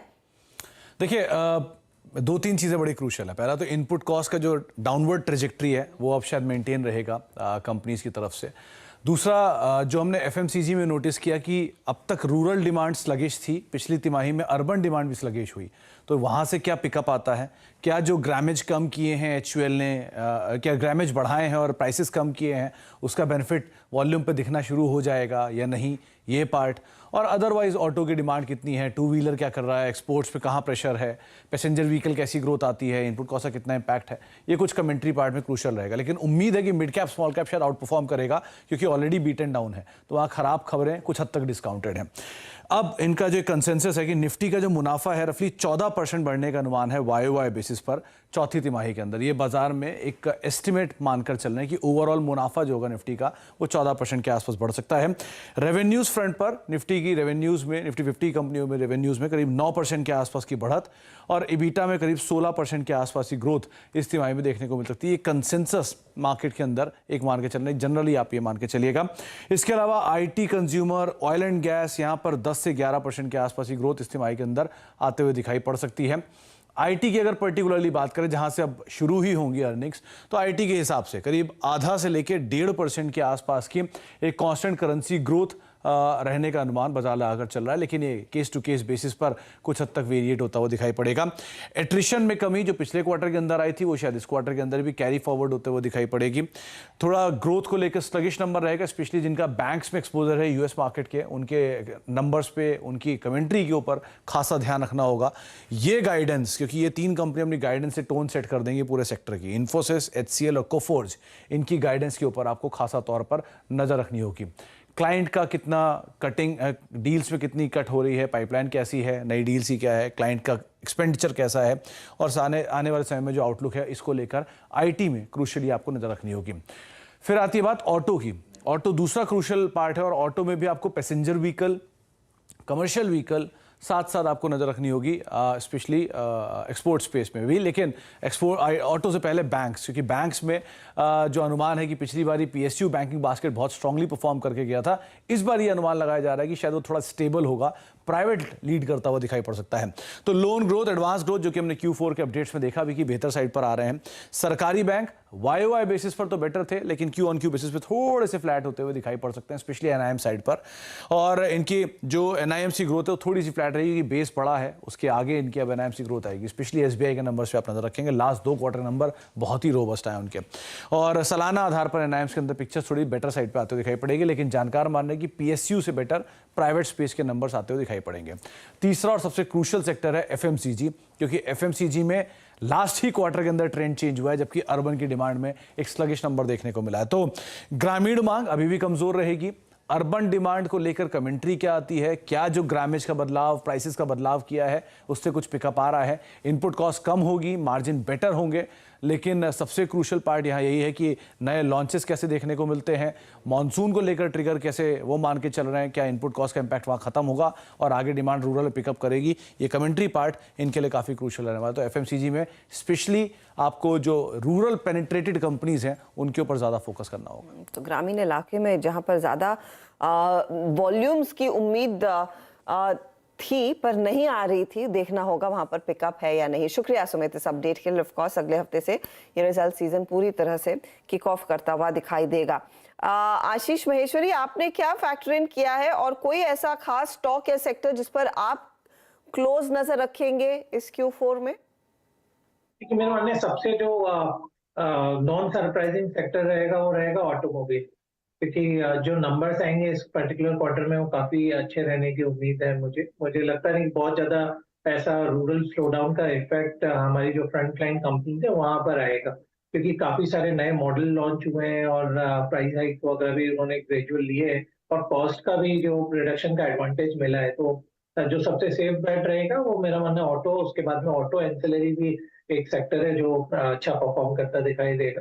तीसरा जो मुझे सेक्टर पसंद आता है वो मेरा मानना है कि एफएमसीजी सेक्टर से भी कोई नेगेटिव सरप्राइजेस आपको मिलने वाले ही नहीं, क्योंकि उन्होंने भी अपना मार्केट शेयर ग्रेजुअली इंक्रीज किया है और जो रॉ मटेरियल की कॉस्ट में रिडक्शन हुआ है वो बिल्कुल भी ऐसा पास ऑन नहीं हुआ है अल्टीमेट कंज्यूमर को। तो इसका बेनिफिट भी आपको देखेंगे इस पर्टिकुलर क्वार्टर में ब्रिटानिया है, नेस्ले, एचयूएल जैसे स्टॉक्स में देखने को मिलेगा।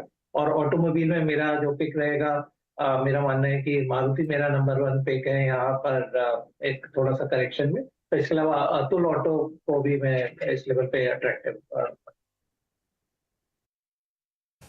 जी चलिए, तो आपकी ये पिक्स थी आशीष माहेश्वरी जी की। अब एक काम करते हैं, बिग मार्केट वॉइसेस की कड़ी में अब चलते हैं और आज हमारे साथ श्री नीरज दीवान जुड़ चुके हैं, डायरेक्टर क्वांटम सिक्योरिटीज़ की बातचीत करने के लिए। नीरज जी नमस्कार, कार्यक्रम में स्वागत है। आज पूरी स्ट्रीट और मेरे ख्याल से बहुत ज़्यादातर लोग जो है वो सरप्राइज थे आरबीआई के इस एक्शन से। तो लेकिन जिस लाइन ने सबसे बड़ा, अगर आप देखें, एक डिफरेंस क्रिएट किया आज इस पूरी पॉलिसी में, that this is a pause not a pivot, महत्वपूर्ण बात कही उन्होंने। हमने एक पॉज लिया है लेकिन इसे एक टर्निंग पॉइंट ना माना जाए। आपको इस पॉलिसी ने सरप्राइज किया और आपका टेक क्या है, बाजार इसको कैसे लेगा? अच्छा, एक बात और है सर, आपको याद होगा जब पहली बार फेड द्वारा रेट हाइक करने से पहले गवर्नर साहब आए थे, एक अनशेड्यूल्ड मीट में उन्होंने रेट हाइक कर दिया था और इस बार उन्होंने फर्स्ट इंस्टेंस में फर्स्ट अटेम्प्ट लिया रेट्स को पॉज करने का। कितना निर्णायक, कितना महत्वपूर्ण निर्णय था और आप सरप्राइज कितना हुए, बाजार कैसे लेगा इसको? Good afternoon. डेफिनेटली थोड़ा सरप्राइजिंग था, बट मुझे लग रहा था कि पॉज होना चाहिए। मेरी एक्सपेक्टेशन तो पॉज की थी और मार्केट ने definitely 25 basis point factor in किया हुआ था, तो मार्केट के लिए एक सरप्राइजिंग फैक्टर था।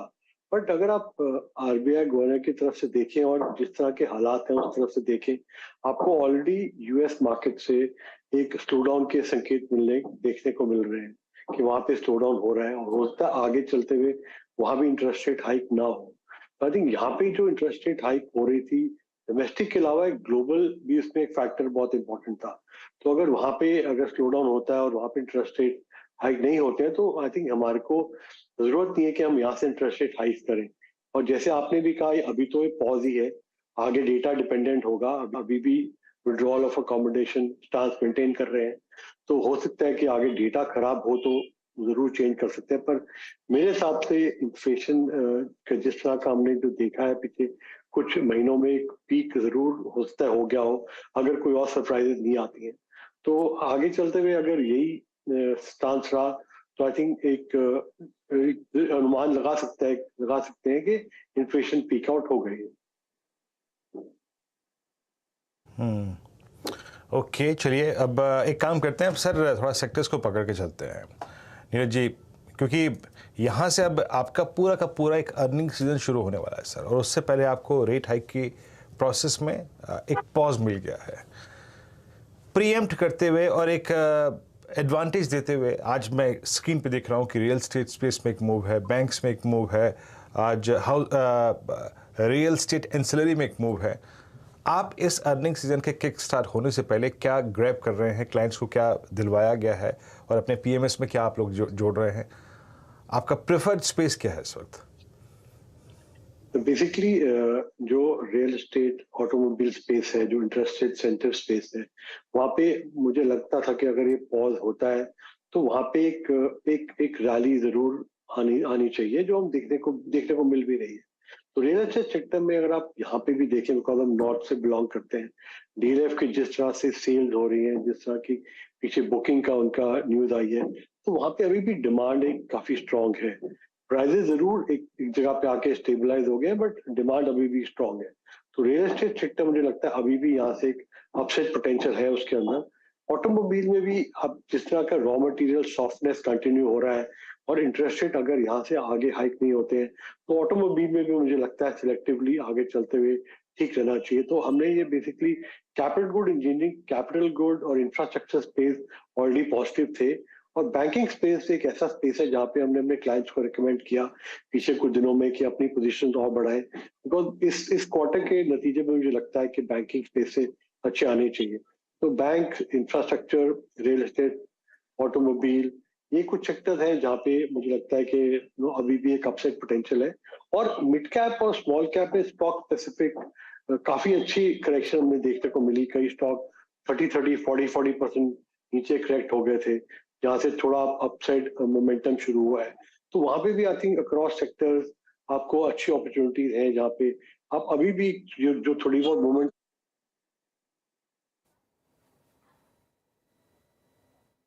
नीरज, आईटी क्या सरप्राइज कर सकता है इफ एट ऑल कंपनियां कहती हैं कि पिछले साल के बजट स्थिर हैं, इवन इफ दे से कि यहाँ से बजट और बढ़ नहीं रहा है, अगर स्थिरता भी देखने को मिलती है क्या वो पॉजिटिव सरप्राइज रहेगा? क्योंकि we are going with the worst expectations कि ओवरऑल गाइडेंस काफी खराब हो सकता है कंपनियों का। बिल्कुल, आईटी के अंदर आई थिंक आप ठीक कह रहे हैं कि वर्स्ट प्राइसिंग हुआ है, और अगर जरा सा भी कमेंट्री में कुछ भी थोड़ा सा पॉजिटिव अंडरटोन सुनने को मिलता है तो वहां पे भी एक अच्छा टर्न अराउंड हो सकता है। तो आई थिंक बुक जरूरी है, बट आई थिंक उसको प्रीएम्प्ट नहीं करना चाहिए। आई थिंक लेट्स हियर कि ये इन्फोसिस या बड़ी जो कंपनीज हैं वो क्या क्या गाइडेंस देती हैं, वो क्या कहती हैं यूएस स्लो डाउन, और जो बीएफएसआई स्पेस जो वहाँ पे बैंकिंग स्पेस में भी थोड़ा न्यूज फ्लो आया है, तो वो सब भी आई थिंक एक बार सुन लेते हैं कि उनका क्या व्यू है उसके बारे में। देन उसके बारे में आईटी के अंदर एक दोबारा इन्वेस्टमेंट करनी है इस लेवल पे नहीं करनी, एक फ्रेश उस वक्त एक उसको बेट ले सकते हैं उसके अंदर। देखते हैं आईटी के लिए क्या डिलीवरी होगी। याद रखिएगा अगले बुधवार को शाम को दरअसल टीसीएस के नंबर्स आएंगे, फिर 13 तारीख को मैनेजमेंट कमेंट्री आएगी और फिर 13 की शाम को इन्फोसिस अपने नतीजे पेश करेगा। उसके बाद ऑफ कोर्स बैंकों पर फोकस होता हुआ दिखाई देगा, लेकिन लार्जली एक कंसेंसस बनता हुआ दिखाई दिया है। अच्छा, कुछ एक दो पॉकेट्स पर मैं आपकी राय लेना चाहूंगी Neeraj, specially on the pharma side. Pharma में देखिए लोगों ने ज्यादा पैसे लगाए नहीं, कुछ तो जानकार कहते हैं उसको कंप्लीटली निग्लेक्ट किया है। एक दिक्कत थी यूएस की प्राइसिंग, क्या वो सिलसिला आपको लग रहा है जारी रहेगा? यहाँ पर क्या एक्सपेक्ट कर रहे हैं आप? क्या कुछ अपॉर्चुनिटीज आपने ढूंढी है या फिर आप भी इसे अवॉइड कर रहे हैं? एक्चुअली आईटी के फार्मा के अंदर भी काफी स्टॉक से जो कंसोलिडेट कर रहे थे, करेक्शन भी देखने को मिली है, पर अभी भी उस तरह का एक कुछ पॉजिटिव मोमेंटम बनता दिख नहीं रहा है वहां पर। एक कई स्टॉक्स हैं जैसे डीवीज लैब है जिसपे काफी करेक्शन हुई थी, तो एक लेवल पे आके वो अट्रैक्टिव हो गए थे, तब भी वहां पे थोड़ी बाइंग देखने को मिल रही है, और थोड़ा सा कंपनी मैनेजमेंट से भी पीछे कुछ पॉजिटिव आउटलुक दिया था। I think positive outlook continue करता है तो डीवी लैब जैसी जो कंपनी है जो एपीआई मैन्युफैक्चरर है, आई थिंक वहां पे एक जरूर इन्वेस्टमेंट बेट ली जा सकती है। पर आई थिंक आपको शॉर्ट टर्म में मुझे लगता नहीं है फार्मा में कुछ इतनी मेजर मूव आनी चाहिए, बिकॉज जैसे आपने कहा प्राइजेस के बारे में भी चिंता है, प्लस अभी उस तरह की डिमांड जो एकदम पीछे स्पर्ट आया था बिकॉज ऑफ कोविड, उस तरह की डिमांड इमीडिएटली को देखने को लगता नहीं मिलेगी वहां पे। तो एक लॉन्ग टर्म इन्वेस्टर्स के लिए अपॉर्चुनिटीज है कि आप स्टॉक स्पेसिफिक इन्वेस्टमेंट कर सकते हैं, but I think short term में कुछ लगता नहीं मुझे कुछ खासा मूवमेंट वहां पे देखने को मिलेगा। नीरज जी, आप लोगों ने कुछ एफएमसीजी में ऐड किया है क्या? I mean few price cut instances from HAL और ITC का कहना है कि वर्स्ट फेज ऑफ इन्फ्लेशन हम ऑलरेडी देख चुके हैं। आप लोग एफएमसीजी में कुछ ऐड कर रहे हैं? प्रेफर्ड कॉल्स क्या हैं एफएमसीजी में आपकी? एफएमसीजी में दो चीजें हैं। एक तो एफएमसीजी में जो बड़े स्टॉक्स हैं वो कोई भी वैल्यूएशन वाइज सस्ते नहीं है, काफी महंगी वैल्यूएशन पे चल रहे हैं, कोई 50 टाइम कोई 60 टाइम। तो वैल्यूएशन वाइज आप डिफेंसिव बेट ले सकते हैं कि अगर आपको पीछे था कि मार्केट करेक्ट कर रही है, अनसर्टेनिटी है, तो डिफेंसिव बेट आप उसको होल्ड कर सकते हैं। बट अगर आप दूसरी तरह देखें तो एफएमसीजी में आईटीसी जैसे स्टॉक्स हैं जो अभी भी वैल्यूएशन वाइज महंगे नहीं है। आईटीसी है, जैसे गॉडफ्रे फिलिप्स है, ऐसे स्टॉक्स हैं जो वैल्यूएशन वाइज अभी भी अट्रैक्टिव है। हमने इन स्टॉक्स में थोड़ी पोजीशन जरूर क्लाइंट्स को रेकमेंड किया था कि आप ऐड करें, बाकी जो ओवरऑल जनरली अगर आप स्टॉक्स देखें, whether Godrej consumer, whether Hindustan Lever, Dabur, ये सब ऑलरेडी काफी अच्छी महंगी वैल्यूएशन पे चल रहे हैं, जो एक आपको एक अच्छी रिटर्न नहीं मिल सकती वहां पे, बट एक डिफेंसिव बेट और आई थिंक के हिसाब से आप उसको जरूर रख सकते हैं पोर्टफोलियो। चलिए नीरज जी, बहुत बहुत शुक्रिया आप इस कार्यक्रम में शामिल हुए, और आरबीआई पॉलिसी के बाद आज बाजार पे आपका रुख, आपके top calls, sector specific views क्या हैं शेयर करने के लिए बहुत बहुत शुक्रिया सर, और एंजॉय कीजिए अपना एक्सटेंडेड वीकेंड, शुक्रवार, शनिवार और इतवार। अब एक काम करते हैं, लौट के आते हैं और डाउ फ्यूचर्स को देखते हैं। हालांकि देखिए डाउ फ्यूचर्स को देखने का बहुत मतलब नहीं है आज। यस एग्जैक्टली, डाउ फ्यूचर्स सुबह से एक छोटी मोटी टर्बुलेंस के दौर से गुजर रहा है। डाउ फ्यूचर्स सुबह कभी 30 अंक ऊपर, कभी 30 अंक नीचे। फॉर द टाइमिंग आपकी स्क्रीन पे इट्स फ्लैट, मेरे ख्याल से 33,556 पे, 656 पे it's more than flat, unchanged, अपरिवर्तित जिसे कहते हैं ना।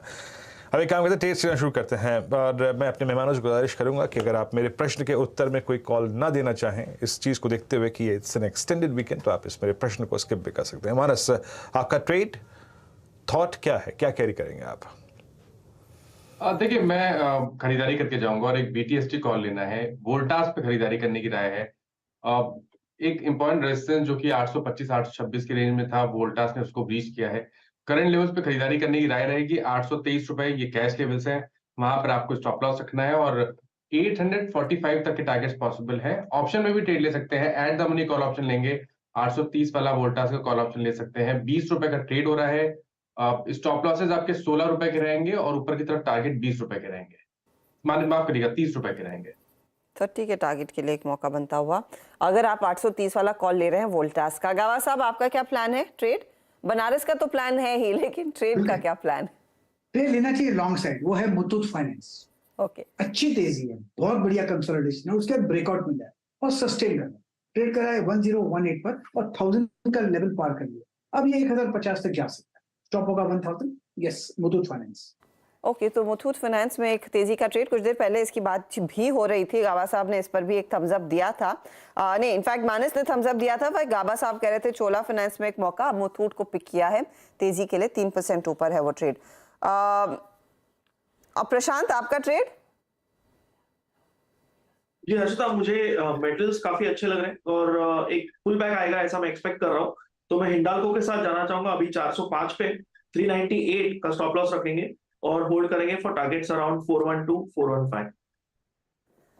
ओके, तो हिंडाल्को में एक ट्रेड का मौका आपको साफ बनता दिखाई दे रहा है। अच्छा, एक स्क्रीन पर आपको तस्वीर दिखाई देगी वीरू की। वीरू, क्या हुआ, आपके दोस्तों वाला प्लान नहीं बना क्या? नहीं, थोड़ी तबीयत हल्की सी नासाज हो रही है हर्षता, हल्की सी, और कुछ नहीं। 1-1.5 घंटे का गैप लेंगे और एक डोलो खाएंगे और निकल जाएंगे, कोई दिक्कत की बात नहीं है। मुझे लगा हल्की सी तबीयत नासाज सी हो रही है। मुझे लगा प्लान नहीं बना, इसीलिए ऐसे आपकी हालत थोड़ी सी नरम होने लगी, लेकिन ये लॉन्ग वीकेंड है, तबीयत एकदम फिट रखिए। बिल्कुल, हमारा जो केवी का जो लड़के हैं, मतलब एक मिस हो जाएगा, लेकिन ज़्यादातर तैयार है, अपने उनके बैग बस्ते सब तैयार हैं। मेरे ख्याल से हम 5-6 बजे के आसपास निकल जाएंगे, और let's hope for the best कि ट्रिप अच्छे रहे हमारी हर्षता। बस थोड़ी सी हल्की सी तबीयत नासाज थी यहाँ पे। चलिए, have a good time Veeru, but show off course Veeru खत्म करके जाएंगे। शक्ल वीरू की थोड़ी सी मुझे लटकी हुई लगी, तो मुझे लगा पूछ लूं। अच्छा, coming back to the trades, Ruchit आपका ट्रेड का क्या प्लान है? लेके जाना है कोई ट्रेड?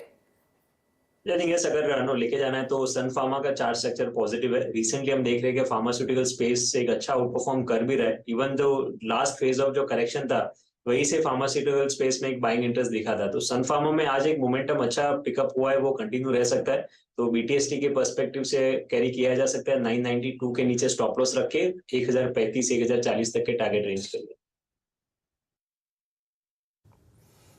सन फार्मा आपकी स्क्रीन पे। अच्छा, आशीष चतुर्मुथा जी, आपके कैरी करेंगे कन्विक्शन कॉल में?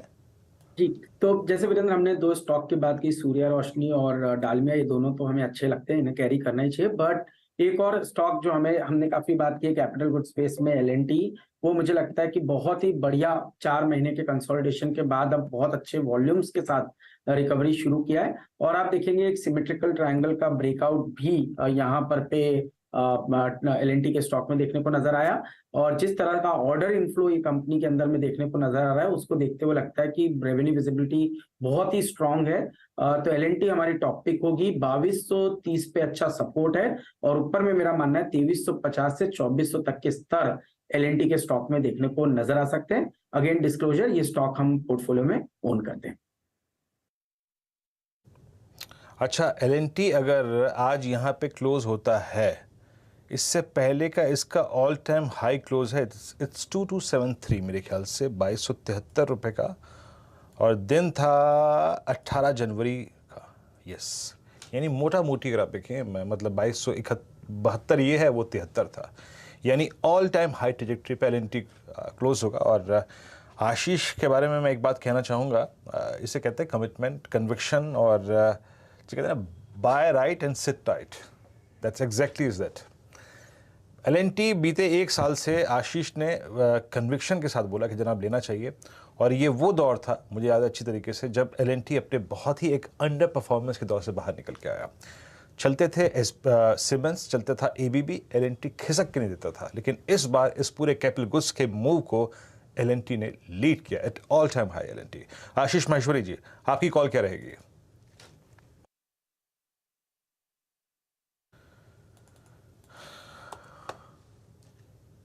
आशीष जी, हाँ, अनम्यूट आशीष जी। सबसे पहले तो आशीष चतुर्वेदी जी को मैं बधाई देना चाहूंगा, क्योंकि वो मुझे ध्यान है 1600 रुपए के लेवल से वो LNT के पीछे पड़े हुए हैं, और कभी भी मार्केट अच्छा हो खराब हो, उन्होंने आपके चैनल पे बहुत रिकमेंड किया कि मैं हमेशा देखता रहा हूँ उनको, तो बधाई के पात्र है सबसे पहले आशीष। और जो मेरी पिक्स रहेंगे, मैं इनफैक्ट एक फ्यूचर और एक कैश स्टॉक के बारे में बात कर सकता हूँ। फ्यूचर का स्टॉक है वो रहेगा पीरामल एंटरप्राइजेस।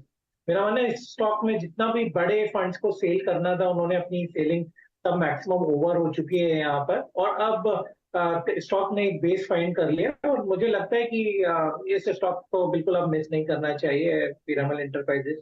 और दूसरा स्टॉक, जैसा मैंने कहा था, अतुल ऑटोमोबाइल का मेरा एक फेवरेट स्टॉक है। 1000 करोड़ से कम के मार्केट कैप की कंपनी मिल रहा है आपको, सिर्फ 10 करोड़ का शेयर कैपिटल है, और यदि देखें उनका मार्च तक के नंबर, तो 26,000 व्हीकल उन्होंने इस साल में सेल किए, तो काफी वैल्यू नजर आती है मुझे अतुल ऑटो। ओके, तो ये फिलहाल आपके लिए ट्रेड्स अतुल ऑटो का, और जहां पर एक मौका है। अच्छा, आप क्योंकि LNT पर आशीष चतुर्वेदी को बधाई दे रहे थे, एक आशीष चतुर्वेदी का बहुत बढ़िया ट्रेड इन्होंने पिछले हफ्ते ही आइडेंटिफाई करके दिया था, HG इंफ्रा, जिसमें बहुत तगड़ी तेजी देखने को मिली है। हफ्ते में क्या 7-8% तो भाग ही गया है। आशीष बताइए, अब यहाँ से आगे व्यू क्या है? थोड़ा लॉन्ग टर्म रखा जा सकता है? बिल्कुल हर्षदा, देखिए इस स्टॉक को हमने 770 पे बात की थी, आज करीब 840 ये स्टॉक हो गया एक हफ्ते में। पर हमने इसके फंडामेंटल्स की बात की थी पहले कि ये स्टॉक करीब 9 के PE मल्टीपल पे मिल रहा है, और करीब 9 स्टेट्स के अंदर में इनके इंफ्रा प्रोजेक्ट्स चल रहे हैं। और रिसेंटली आपने सुना होगा कि इन्होंने मेट्रोज और रेलवेज के भी इनको कुछ ऑर्डर फ्लो मिले हैं। प्रमोटर होल्डिंग कंपनी की करीब 74% की है, और टेक्निकली जब आप स्टॉक को देखते हैं तो अभी भी बहुत ही बढ़िया स्ट्रेंथ नजर आती है। एक राउंडिंग बॉटम का फॉर्मेशन का स्टॉक फ्रेश ब्रेकआउट पे खड़ा है, और मुझे लगता है जिस तरह से ये बढ़ रहा है, या जिस तरह से इसके अंदर अंडर वैल्यूएशन है, ये स्टॉक इवेंचुअली 950 से 1000 की ट्रेजेक्ट्री में जाता हुआ हमें नजर आता है। डिस्क्लोजर है कि हम स्टॉक को होल्ड करते हैं, जो हमने लास्ट वीक भी आपके शो पे बताया। अब टेक्निकली सिर्फ ये ध्यान रखना है कि 780 एक बहुत ही बढ़िया सपोर्ट जोन है, तो जब तक इस सपोर्ट जोन के ऊपर स्टॉक टिका हुआ है, एक अच्छी स्ट्रेंथ इस स्टॉक में देखने को नजर आ सकती है। सपोर्ट जोन्स के ऊपर जब तक टिका हुआ है तो काफी तगड़ा है, और 1000 तक जाने के चांसेस हो। न्यू HG इंफ्रा पर इतनी तेजी आती हुई दिखाई देगी। स्टॉक में आप देखिएगा करीब 5.5% का मूव देखने को मिला है। थोड़ा सा लंबा चार्ट रखेंगे तो आपको वो मूव दिखाई देगा, क्योंकि पिछले 3 हफ्तों में आपको याद होगा वो शायद मार्च एंड क्लोजिंग के लिहाज से कुछ ऑर्डर्स जो डिलीवर करने होते हैं उसका वो फाइनल टिकटिंग सरकार की ओर से हो जाता है। 1 महीने में 10% भागा, और बहुत सॉलिड दरअसल इनकी ऑर्डर बुक्स इस समय है। HG इंफ्रा ही नहीं, कई दूसरी कंपनियों के भी हाथ साइजेबल ऑर्डर्स लगते हुए दिखाई दिए, जिसमें PNC जैसी कंपनियों की खूब चर्चा हुई है। कुछ देर पहले वो फ्लैश हम देख रहे थे, अशोका बिल्डकॉन के हाथ कई सारे ऑर्डर्स लगते हुए दिखाई दिए हैं। रेलवे कंपनियों में RVNL राइट्स के हाथ काफी सारे ऑर्डर्स लगते हुए दिखाई दिए। ये इंफ्रा स्पेस में महेश्वरी जी, आपको भी कुछ खास पसंद है इस समय, जहां पर अब भी मौका है पोजीशन लेने का, बारिंग ऑफ कोर्स LNT? जी, मुझे लगता है जैसे एचजीएल के बारे में बात कर रहे हैं और इनफैक्ट आपके चैनल पे काफी स्टॉक रिकमेंड भी हुआ है। फंडामेंटली काफी बेहतरीन कंपनी में आशीष जी की बात से यहाँ पे सहमत हूँ और बिल्कुल इस स्टॉक पे नजर रखना चाहिए। दूसरा स्टॉक जो मुझे पसंद है वो है एनसीसी। मेरा मानना है 105 रुपए के आसपास इस स्टॉक में भी काफी वैल्यू नजर आती है, क्योंकि करीब 45,000 करोड़ से ज्यादा की उनके पास ऑर्डर बुक था मार्च में। और पूरे डाइवर्सिफाइड ऑर्डर बुक है कि इंफ्रास्ट्रक्चर का कोई भी आप ऐसा सेक्टर बोलिए वहां पर उनकी प्रेजेंस है। तो मुझे लगता है ये स्लो एंड स्टडी है, बट अल्टीमेटली आपको रिटर्न देगा ये स्टॉक। सीसी में भी एक अच्छी मौके देखने को मिल रहे हैं, पोजीशन ली जा सकती है। तो ये फिलहाल आपके लिए इंफ्रा काउंटर्स पर एक व्यू आ रहा है। इंडेक्स देखिएगा 17,600 के आसपास ही हम टिकेंगे, क्योंकि लास्ट हाफ आवर में हमने देखा एक अच्छा खासा मोमेंटम बनता हुआ दिखाई दिया है। निफ्टी बैंक भी आप देखेंगे 41,000 के ऊपर का क्लोज की तैयारी, 30 पॉइंट ऊपर इस समय। और मिड कैप इंडेक्स भले ही आपको एडवांस डिक्लाइन रेशियो 2:1 का दिखाई दे रहा हो, 186 अंकों की बढ़त पर दरअसल ये ट्रेड बनता दिखाई दिया। कई ऐसे पॉकेट्स ऑफ स्ट्रेंथ आज के दिन नजर जरूर आए हैं, लेकिन आज कंसिडरिंग हम वीक को यहीं पर निपटा रहे हैं, खिलाड़ी नंबर 1 पर भी एक अपडेट लेकर आते हैं।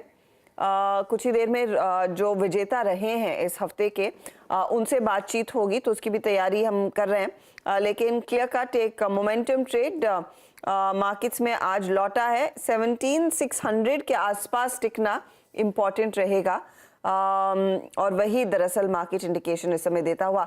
एक टॉप परफॉर्मर इस हफ्ते का आपकी स्क्रीन पर, जिसको लेकर सबसे ज्यादा उम्मीदें टूटी थी, रुचित बजाज फाइनेंस पर मैं आपकी राय लेना चाहूंगी। 59.25 के लेवल्स, एक अच्छा मोमेंटम देखने को मिला है और काफी दिनों बाद दरअसल स्टॉक में कुछ खरीदारी लौटती हुई दिखाई दी। क्या जारी रहेगा? किस लेवल को पार करना है स्ट्रेंथ और बढ़ाने के लिए? ये आज का दिन ये स्टॉक के लिए काफी इंपॉर्टेंट था, क्योंकि कल हमने ये स्टॉक में गैप अप ओपनिंग देखी थी, बट फॉलो अप बाइंग नहीं थी। एंड ऑफ द डे तक जो गैप था वो फिजल आउट हो गया था। बट नो, आज हम फिर से एक रिन्यूड बाइंग इंटरेस्ट कल के गैप एरिया के आसपास से ही हमने देखा है। तो यूजुअली ये काफी स्ट्रेंथ है, ये काफी एक अच्छे साइंस है कि लोअर लेवल्स पे फिर से बाइंग इंटरेस्ट स्टॉक में दिखा है। तो हमें लग रहा है कि near term momentum positive continue रहेगा और लगभग 100 EMA के आसपास ये स्टॉक नियर टर्म में जो 6150 6160 के आसपास है, वहां तक ये पुल बैक मूव कंटिन्यू रहेगा। सो यहाँ पे अगर कोई पोजीशंस ऑलरेडी लिए हुए तो सर्टनली आई थिंक कैरी करके जाना चाहिए। 6150 के आसपास के टारगेट स्टॉक में एटलीस्ट एक्सपेक्ट कर सकते हैं।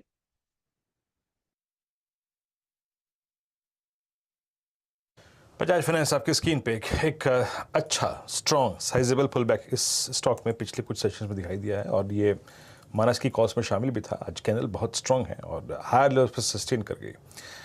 मंडे मॉर्निंग देखना पड़ेगा कैसे ये इस 6,000 के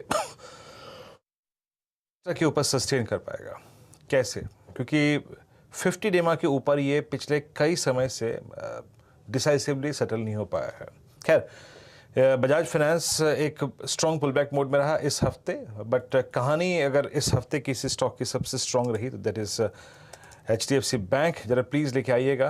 हमने देखा कि LNT आज क्लोज हो रहा है अपने ऑल टाइम हाई पे, and more less same is the case with HDFC bank as well. और ये आज अगर यहाँ पे क्लोज होता है तो इसके करियर का अगर आप देखें तो जो बेस्ट क्लस्टर है ना क्लोज होने के लिए, not exactly all time high but best cluster में जाके क्लोज होता हुआ। हर्षदा,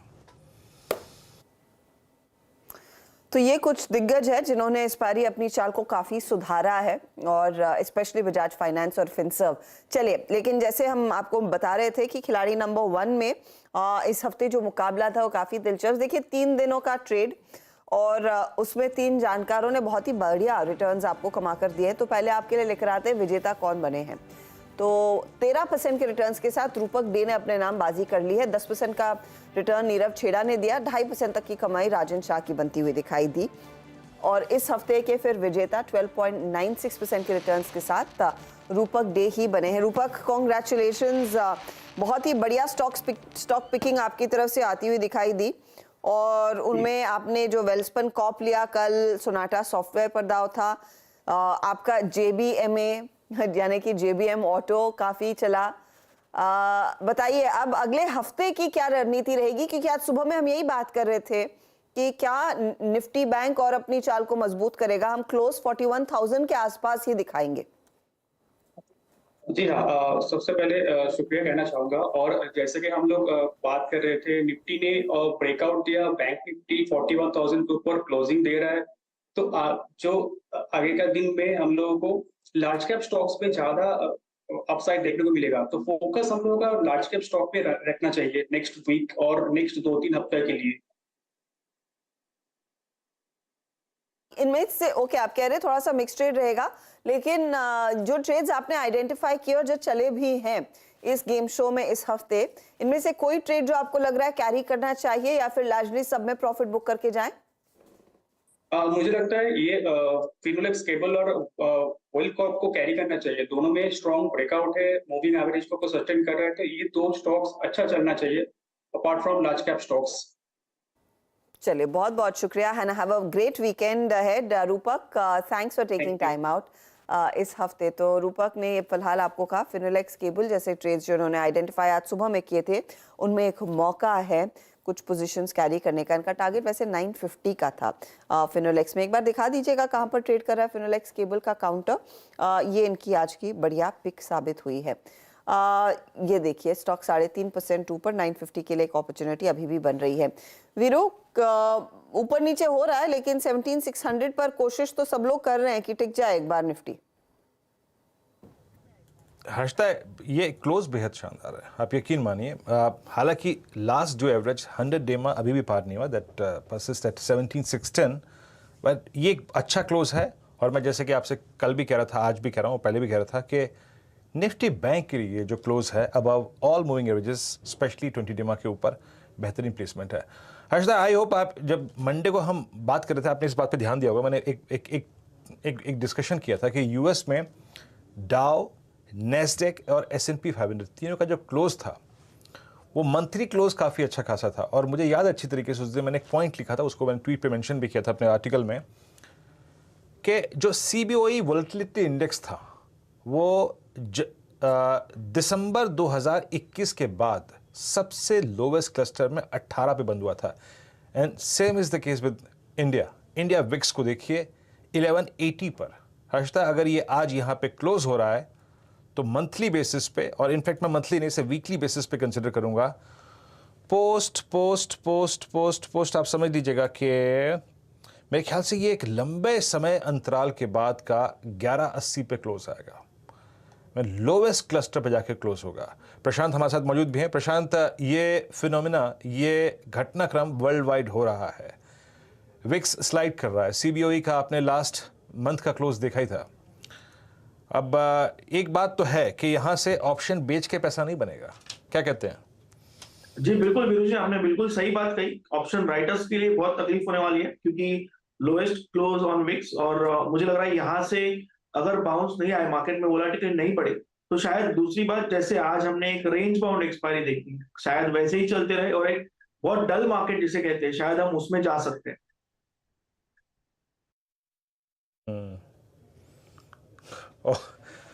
भगवान करे आपकी बात सच ना हो कि और डल मार्केट में न जाए हम।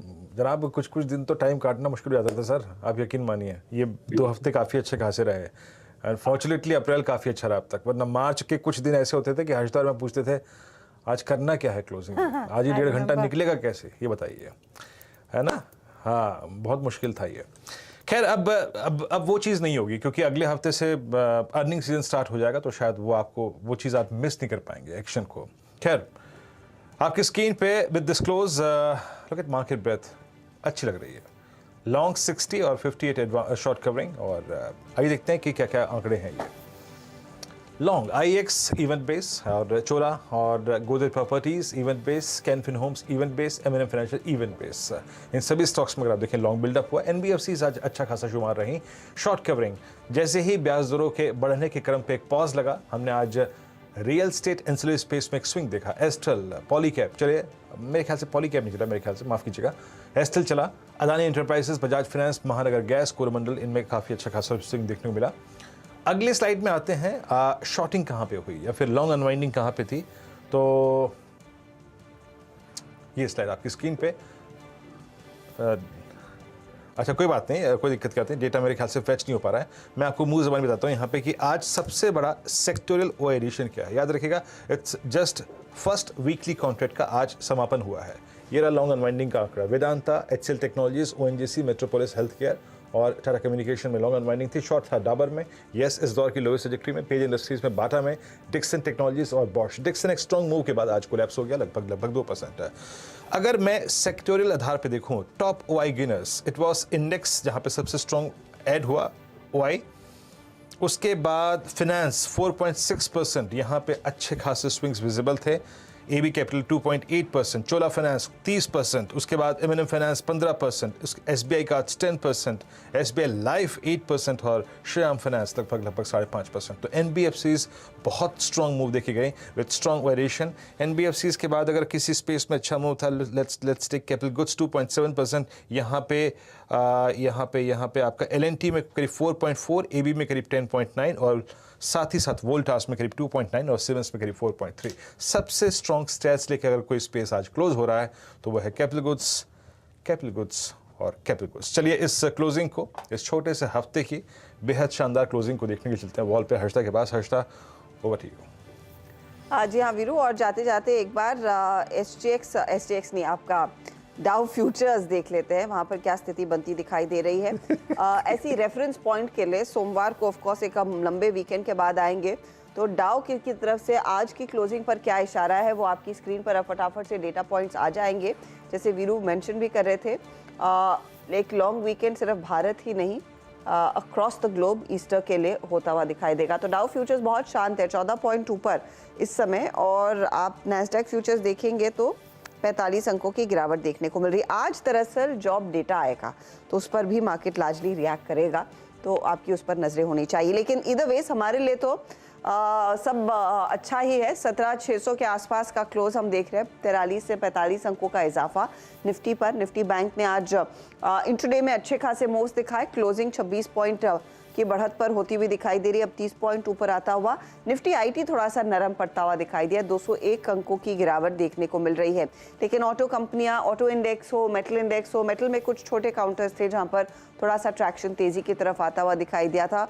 ऑटो में टाटा मोटर्स जैसे काउंटर्स में अच्छी तेजी बनती दिखाई दी थी। और आज का दिन लार्जली बैंकों के ही नाम रहा है, चाहे वो HDFC बैंक हो या फिर दूसरे बैंक या फिर इवन आपके NBFCs में बजाज फाइनेंस या फिर आपका चोला इन्वेस्टमेंट का काउंटर, मुथूट फाइनेंस जैसे counters, L&T financial holding, M&M finance, NBFCs में बहुत तगड़ी तेजी, और ये पूरा आया है ऑन द बैक ऑफ एक स्टेटस को जो RBI गवर्नर ने आज क्रेडिट पॉलिसी में मेंटेन किया, दरों में कोई इजाफा नहीं हुआ है। चलिए हीट मैप आपकी स्क्रीन पर आ जाएगा, आखिरी 15 सेकंड्स में किन स्टॉक्स ने क्या कमाया आज के दिन वो आपकी स्क्रीन पर। ये देखिए, Bajaj finance top traded counters 3.25% की बढ़त। अदानी एंटरप्राइजेस में आज हमने देखा 3% के गेंस देखने को मिले हैं। टाटा मोटर्स 437-38 के आसपास क्लोज दिखा रहा है, 2.5% ऊपर। M&M ने इसका साथ दिया है, 1171 के लेवल्स पर ये जाकर टिकता हुआ। मारुति भी करीब 0.5% ऊपर है और आयशर में भी क्लोजर टू 1% तक के गेंस देखने को मिले हैं। यही नहीं, आप देखिएगा सनफार्मा डीवीज में कुछ खरीदारी बनी। आज HDFC लाइफ और SBI लाइफ में भी तेजी के सौदे देखने को मिले हैं, लेकिन SBI करीब 1% ऊपर, उसका एक अच्छा मूव देखा गया। साथ ही हम देख रहे हैं HDFC बैंक की तरफ से एक मूव आया, नियरली 1% के गेंस L&T में भी बनते दिखाई दिए हैं। और आज के दिन रिलायंस इंडस्ट्रीज भी 0.5% ऊपर है। तो ये वो कुछ स्टॉक्स है जिनकी तरफ से हमने देखा तेजी का मूव आता हुआ। टेक्नोलॉजी में पोजीशंस कटी हैं ओवर लॉन्ग वीकेंड और ऑफ कोर्स, और क्योंकि अगले हफ्ते जब हम आएंगे तो रिजल्ट सीजन में उतरेंगे। HCL टेक आज ज्यादा टूटा है।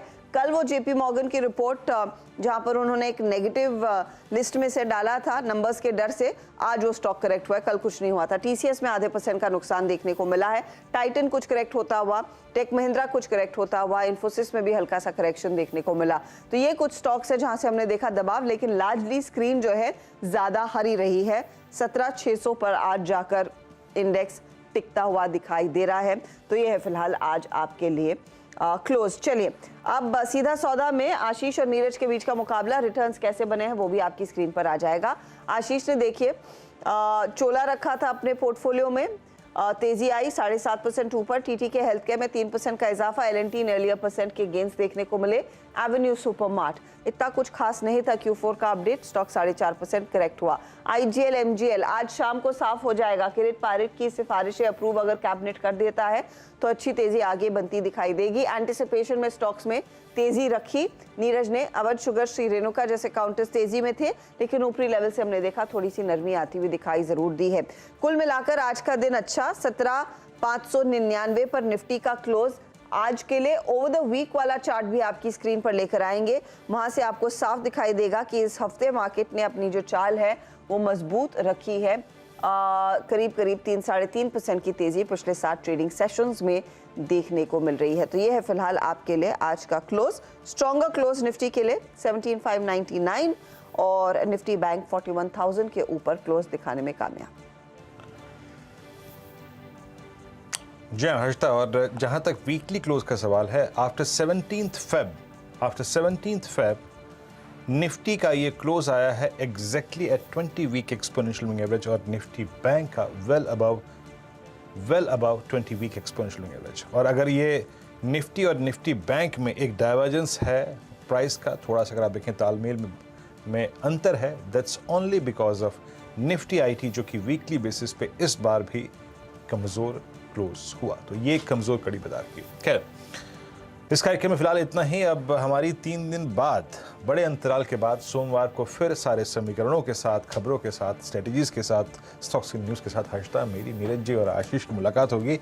तब तक के लिए इस शानदार वीकेंड को, लंबे वीकेंड को शानदार तरीके से मनाइए, कहीं ज़रूर घूम के आइए। हर्षिता, आपका प्लान क्या है?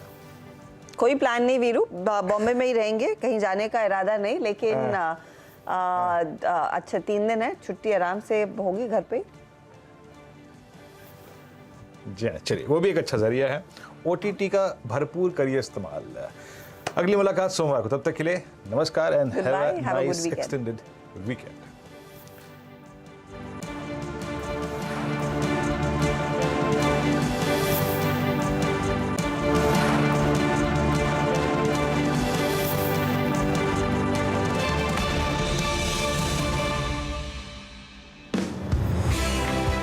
डिजिटल की दुनिया में फिर